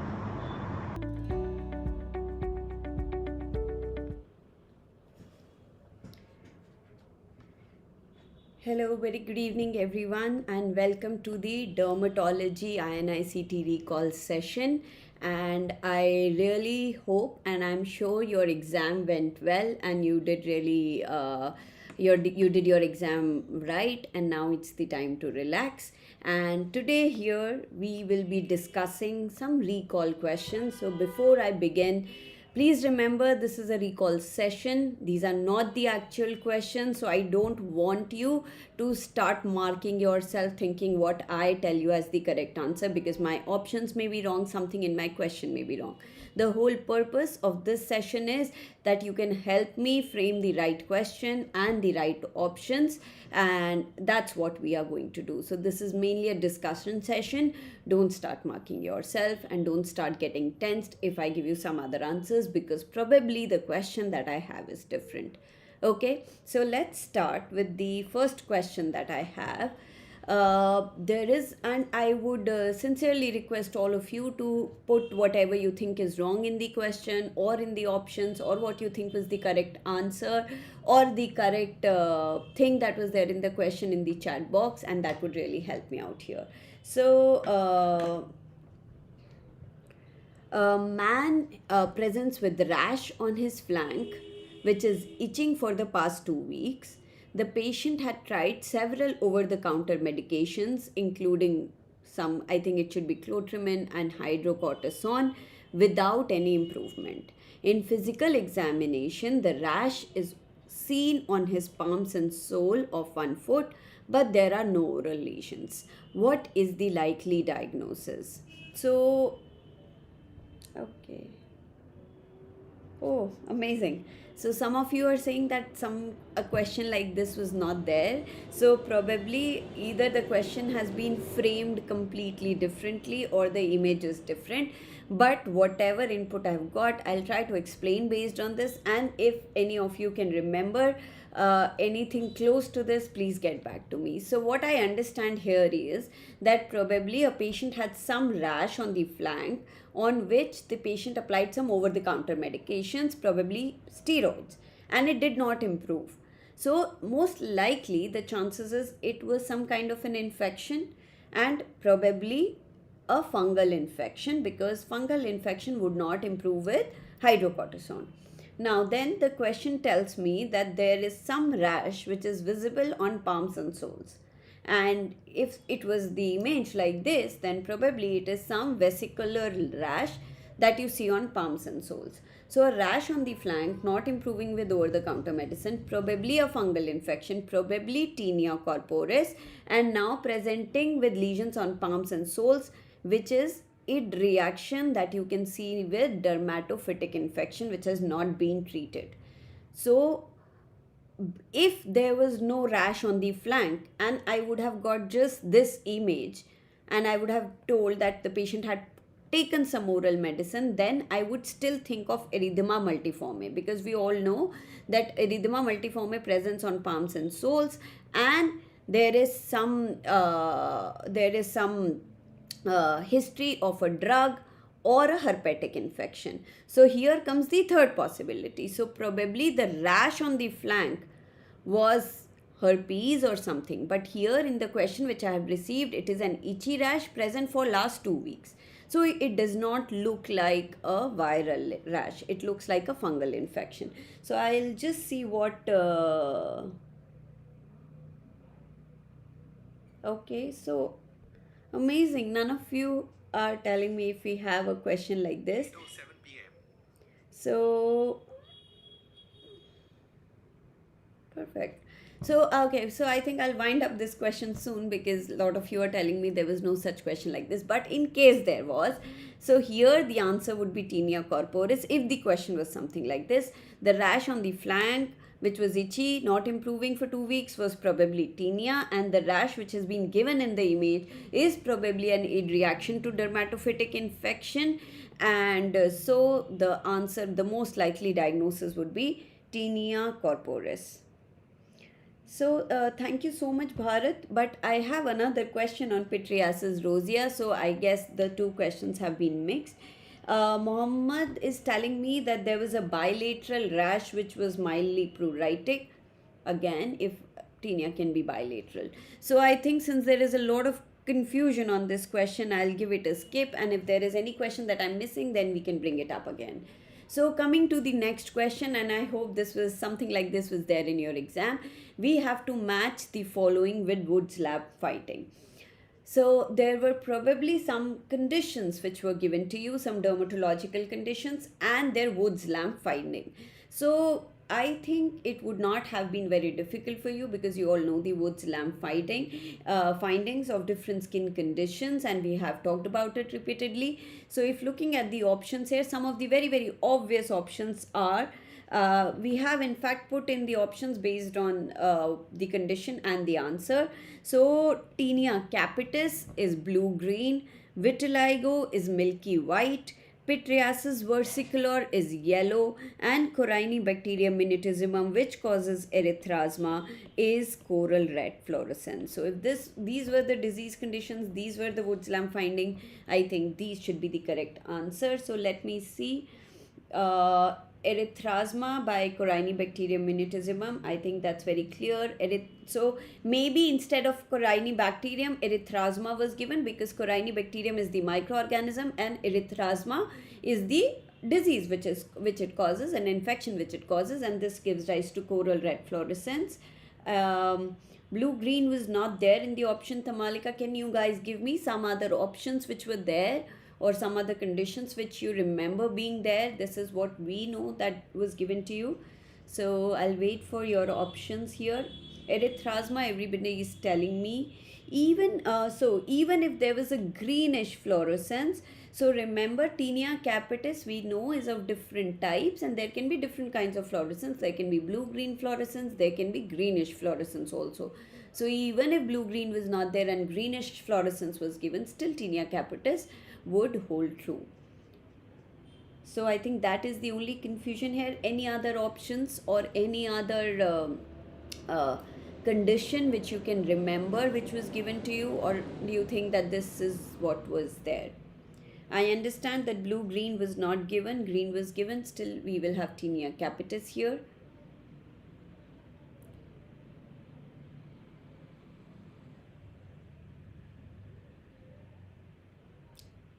Okay, right, so I think this is what we have here.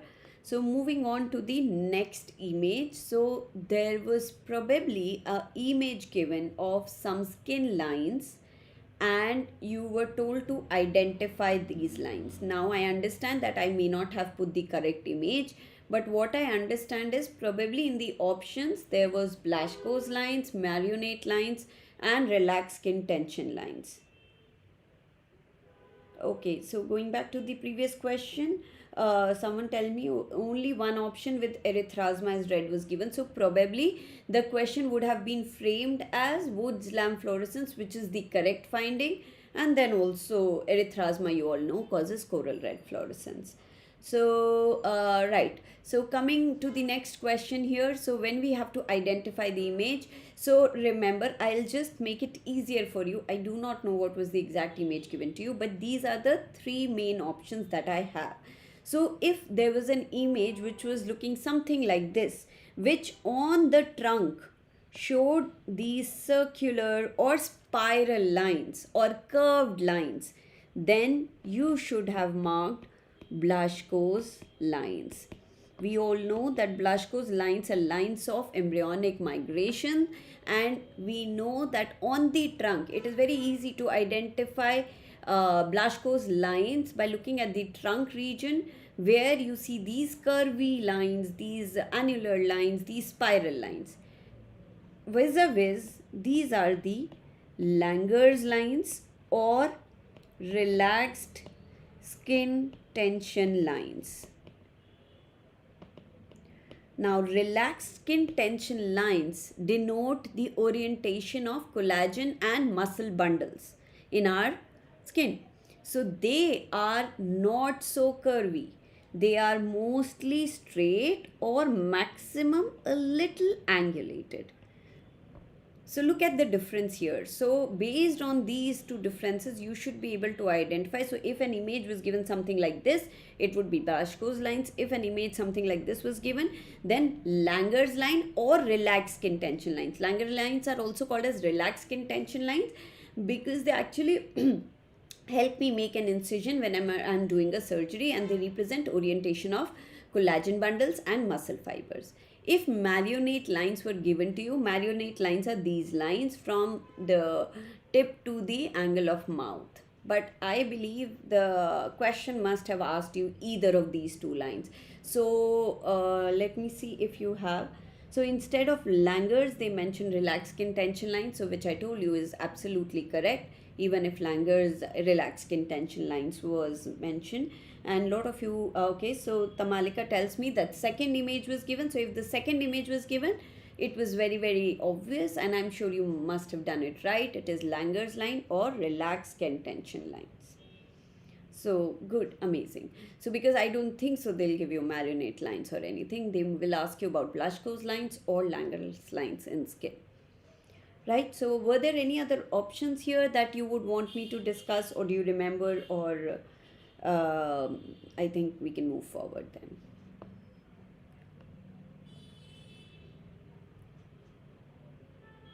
Okay, so moving on to the next question.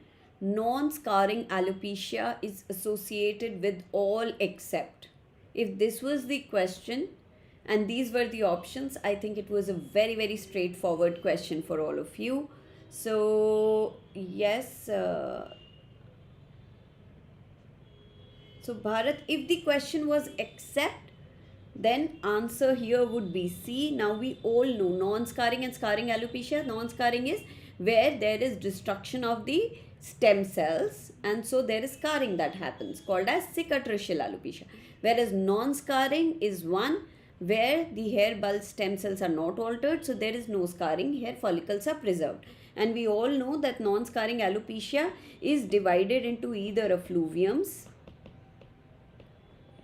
patchy alopecia, which is usually due to alopecia areata, and patterned alopecia, which is because of androgenetic alopecia. So non-scarring alopecia is associated with alopecia areata, it is associated with androgenetic alopecia and with telogen effluvium. It is not associated with frontal fibrosing alopecia, which is a variant of lichen planopilaris. And we all know that LP, DLE and my pseudopallade of Brock are the three major causes that you should be knowing about cicatricial alopecia. Right? So if this was the option and this was the question, it was a very straightforward question. Even if you didn't know that frontal fibrosing alopecia is a type of lichen planopilaris, you very well know about alopecia areata, androgenetic alopecia, and telogen effluvium, and you know they are all non-scarring alopecia. So this was the exact options mentioned. So I'm glad it was a multiple choice. So even if it was a multiple choice and they had asked you that non-scarring alopecia is caused by, then obviously you would mark A, B, D. So probably some of you are saying that all except was not mentioned, but it was associated with. So then you will mark A, B, D. Right. So which are the correct options? So A, B, D are the correct option. You're right. Right. So I think this is a straightforward question. So this is one question which a lot of you were mentioning, that a 24-year-old male present with asymptomatic scaly lesions over the body as shown in the image below, and you had to tell the most likely diagnosis. So I'm sure this must not be the exact image, but if something like this was given, then what do you see here? You see that on the back, patient has numerous small lesions which are arranged in Christmas tree or fir tree pattern, and there is an image of herald patch where you see a collarette of scales or collar of scales. In this question with these options, the answer would definitely be Pityriasis rosea. Now tell me if there were different options or there was something else in the question. So you're telling me that the second image was same. So if they had given you this second image, then they had given you an image of a herald patch, and herald patch has a collarette or collar of scales as we call it, and this is a characteristic feature of Pityriasis rosea.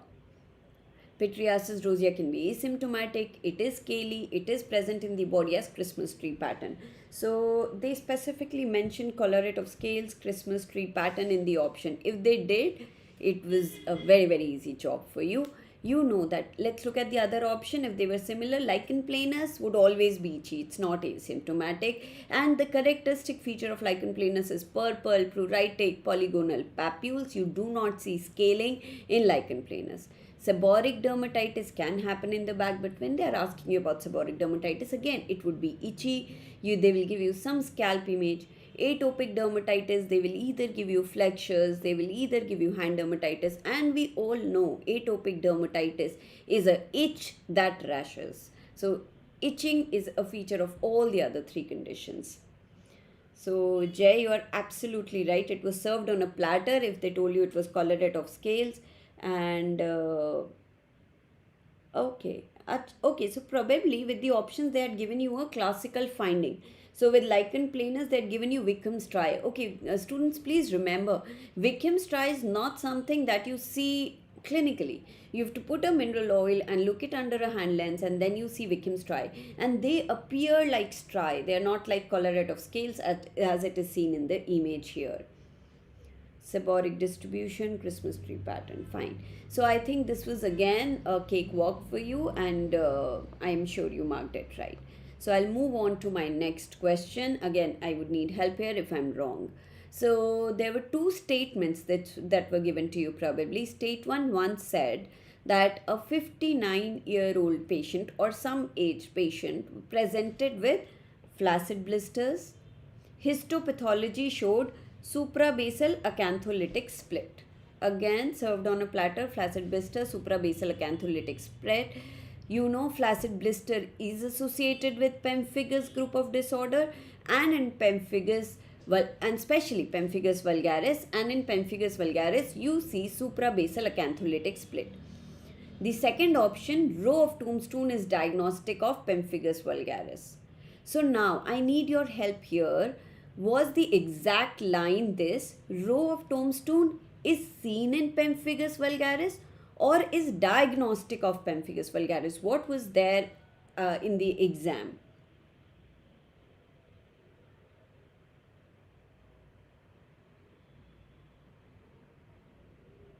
Okay, so I would definitely explain this, but are my statements correct? Are my statements correct? Were these the two statements that were given to you?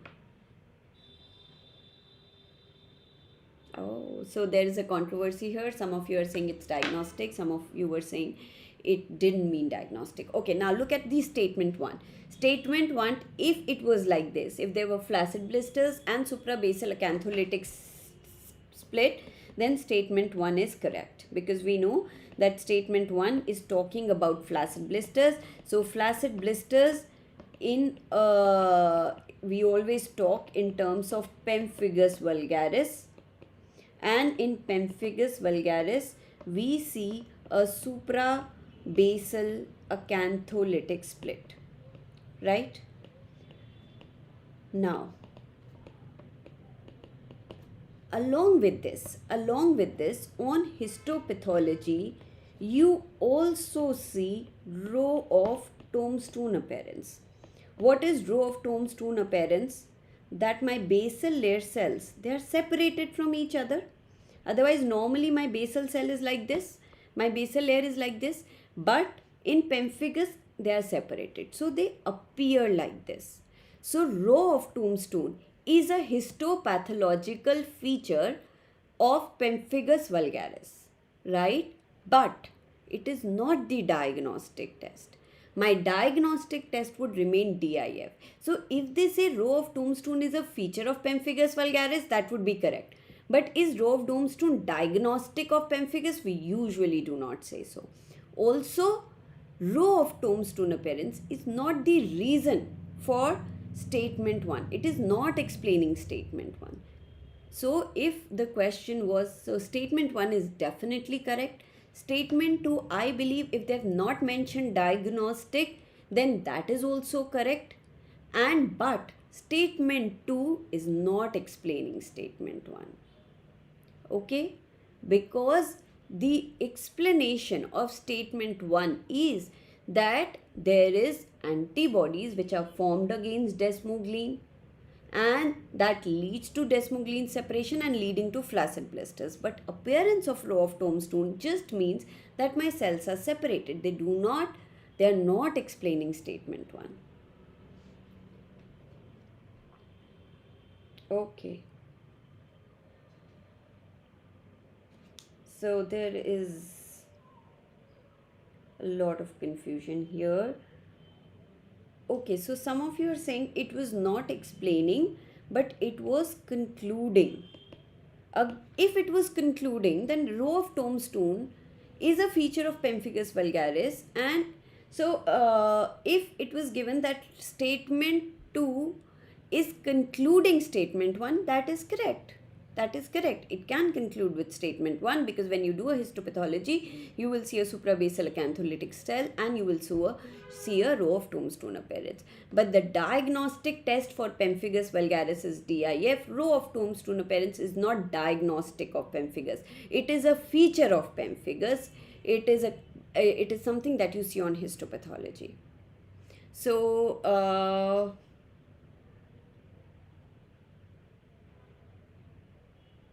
yes, so if there is a suprabasal split, then you will get row of tombstone. Yes, so that's what I'm saying.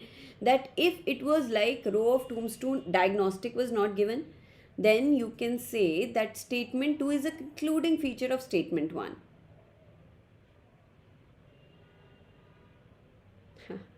I agree, Jay. They are doing a wordplay, and I think this is the worst part that I don't like. I mean, I'm sure you guys know about pemphigus vulgaris. I'm sure you know suprabasal acantholysis. I am sure you know row of tombstone. You know DIF is diagnostic of pemphigus. But why do they want to do this? How does that help? I am also not sure. And I feel very sorry looking at these things. But on the other hand, I also feel that sometimes our perception of question changes with the way we look at the options. So let's not confuse ourselves. Statement 1, I think there is no confusion. It is a correct statement. Row of tombstone, if it was explaining statement 1, no, that will not be correct. If it is a conclusion of statement 1, that can be correct. That is correct, in fact. But row of tombstone is diagnostic of pemphigus vulgaris. Again, that a diagnostic feature is not something which should be there, because diagnostic is DIF. Perfect. So one of you is saying that they said row of tombstone is a histopathological feature of pemphigus vulgaris, which is a correct option. So if again this is all wordplay. If they said diagnostic, things change. If they say histopathological feature, things change. If they say explaining, things change. Concluding, then things change.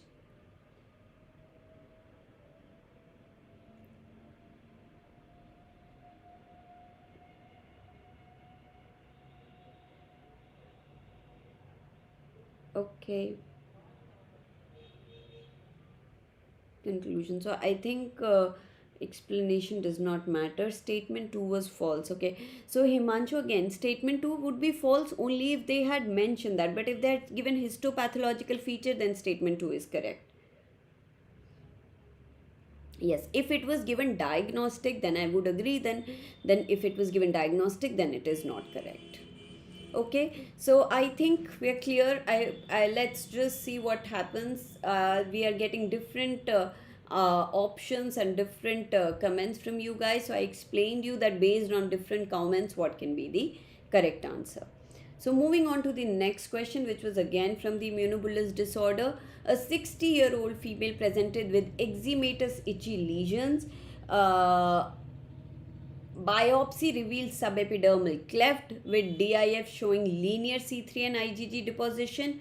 What is the likely diagnosis? So again, was there any confusion with this question? Was it something like this?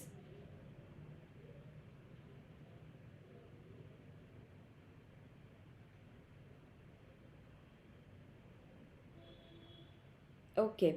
So if this was the exact question which was given to you, eczematous itchy lesions with biopsy showing subepidermal cleft with DIF showing linear C3Ig. So now remember, I told you there is one immunobullous disorder which has a pre-bullous stage in which it presents with urticarial, itchy, eczematous lesions.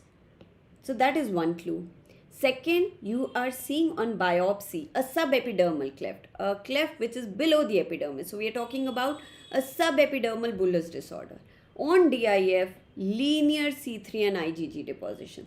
Very, very clear, it is bullous pemphigoid. If I look at the other options, obviously pemphigus vulgaris and foliaceus is ruled out. They are intraepidermal split. They are not subepidermal. How about DH? DH is a subepidermal disorder, but we do not see a linear deposition. We see papillary IgA deposition there. So if this was the image, this was the question, again there was no doubt. And also bullous pemphigoid. So you might get confused here between DH and BP, because in DH also you get itchy lesions, but they are very, very pruritic papillovesicular lesions. Plus, they will not show a linear IgG-C3 deposit. There will be a papillary IgA deposit. So, okay. So, was that okay? Is this what was given to you? So, if all of this was mentioned to you, then this was again a cakewalk, a very direct question. And you, the clear-cut answer here would be bullous pemphigoid without any confusion. Right? So, Ravi, don't worry. Please, as I said, don't start assessing yourself. You've given the exam, just relax now. Here we are just discussing. And so don't please, I would request you guys that even if I'm giving you different answers than what you had given, please don't be sad or anything, because probably this is not the correct question. Okay, I'm sure you must have done it right, in the right sense of mind there. Right, next question, match the incubation period of the following disease. Again, I'm not sure whether these were the options or anything, but we all know the incubation period, so I'll quickly revise that. Syphilis is 10 to 90 days. Chickenpox is 2 to 3 weeks. The rest of the two infections we do not study in skin, but hepatitis A is usually 15 to 50 days. And SARS, we all know, is COVID virus. It can vary from 2 days to 14 days or 10 days. So these are the incubation periods which are there for these infections. So roughly, if these were the options given to you, then syphilis would be 90 days. COVID or SARS would be 10 days. We all know SARS is a viral infection. Hepatitis A is 50 days and chickenpox would be 20 days. So, okay, so Bilasha tells me it is 21 days. It won't matter here. But, okay, Ravi, you're telling me options were the same. So, again, if the options were the same, these are the answers. Syphilis 90 days, SARS 10 days, hepatitis A 50 days, and chickenpox 20 days. Right, so again, it was a clear cut question. You might get confused with some incubation periods, but syphilis and chickenpox is something that you know, SARS is something that you know, hepatitis A, I'm sure you must have studied in medicine. Okay, right, coming to the last question. Slap cheek appearance is associated with which of the following?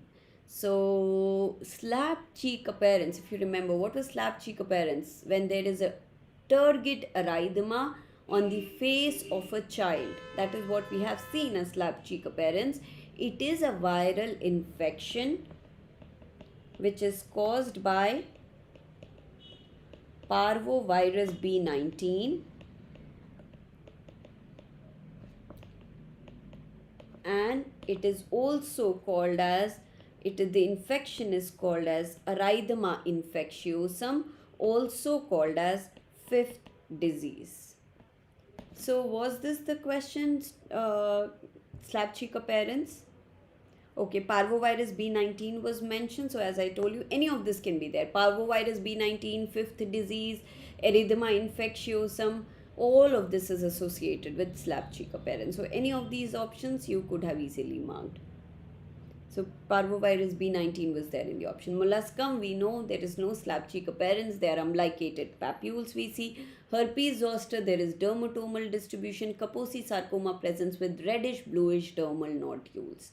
So slap cheek appearance is this. They asked the organism causing slap cheek appearance with pure cell aplasia. Okay, so that would be parvovirus B19 again, because parvovirus B19 is also associated with aplasia. You all know that. Okay, Jay, so you have a different opinion. Can you tell me what was the exact question or the options? They asked pure red cell aplasia. So they just asked you that slap cheek appearance was associated with, even then. Okay, so if erythema infectiosum was not given, so no parvovirus, and one option was gingivostomatitis. So slap cheek appearance is not a feature of gingivostomatitis. Now it is associated with parvovirus B19. So anything which is associated with parvovirus B19 would be the correct option. So even if they had given you pure cell aplasia, then pure cell aplasia is again associated with parvovirus B19. So you could have marked that also as an option. Red cell aplasia, pure cell aplasia, anything. Basic thing is you should know slap cheek appearance is associated with parvovirus B19, and if it was any kind of aplasia which was given to you, still mark that, because you know molluscum, herpes, kaposi, they are not associated with slap cheek appearance. So they may have asked you, it may have been a question where they wanted to you to make a correlation that slap cheek is associated with parvovirus and that is associated with aplasia. Right? So the question was slap cheek appearance baby has come, which is the associated finding due to the causative organism, or what else could be seen in the patient. Thank you so much, Jay, that this makes it very clear to me. So if this was the exact question, that based on the causative organism, what is the associated feature that you can see, and then the pure red cell aplasia, or some of you are saying pure cell aplasia was given, then again you will mark that option. Jay, can you help me out with the other options? Because if this was there, what else could be seen in the patient? So were these the other options? Because then I guess then molluscum, herpes, kaposi, were these the other options?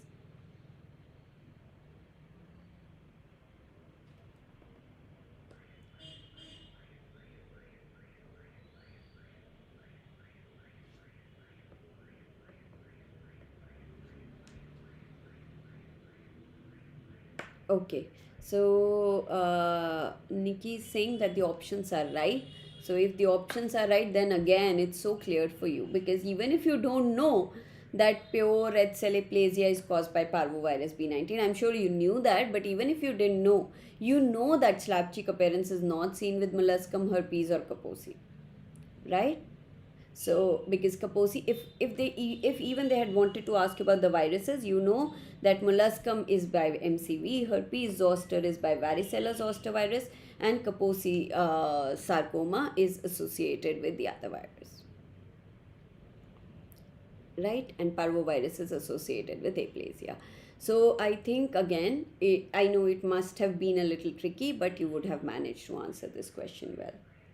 Gingivostomatitis. So gingivostomatitis, we know herpes is the most common cause of gingivostomatitis in children. So again, herpes would be the option.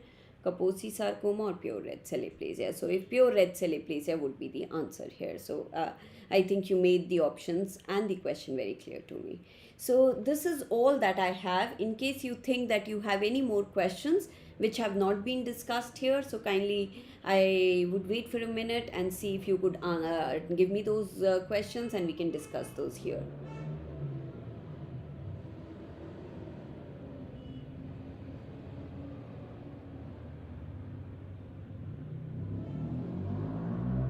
Thank you so much, Jay. I always feel that I enjoy these sessions more where I get a chance to interact with you guys, and I really look forward to these live sessions. And so all the best for your results. Just chill, take a break, enjoy, go for a vacation, and I'm sure that you would get good results. And don't forget to like and subscribe our page if you like this session.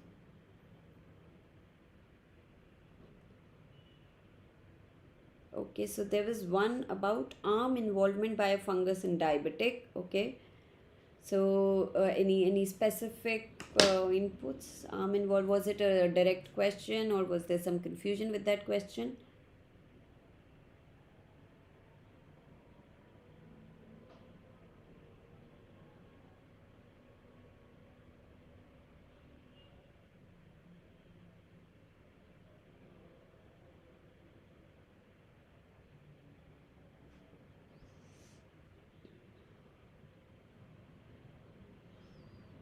So I'm waiting because I think there was another question and I would like to discuss it if we have more inputs on that question.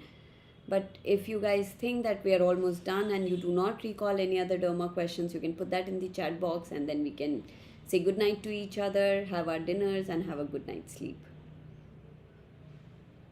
That's okay.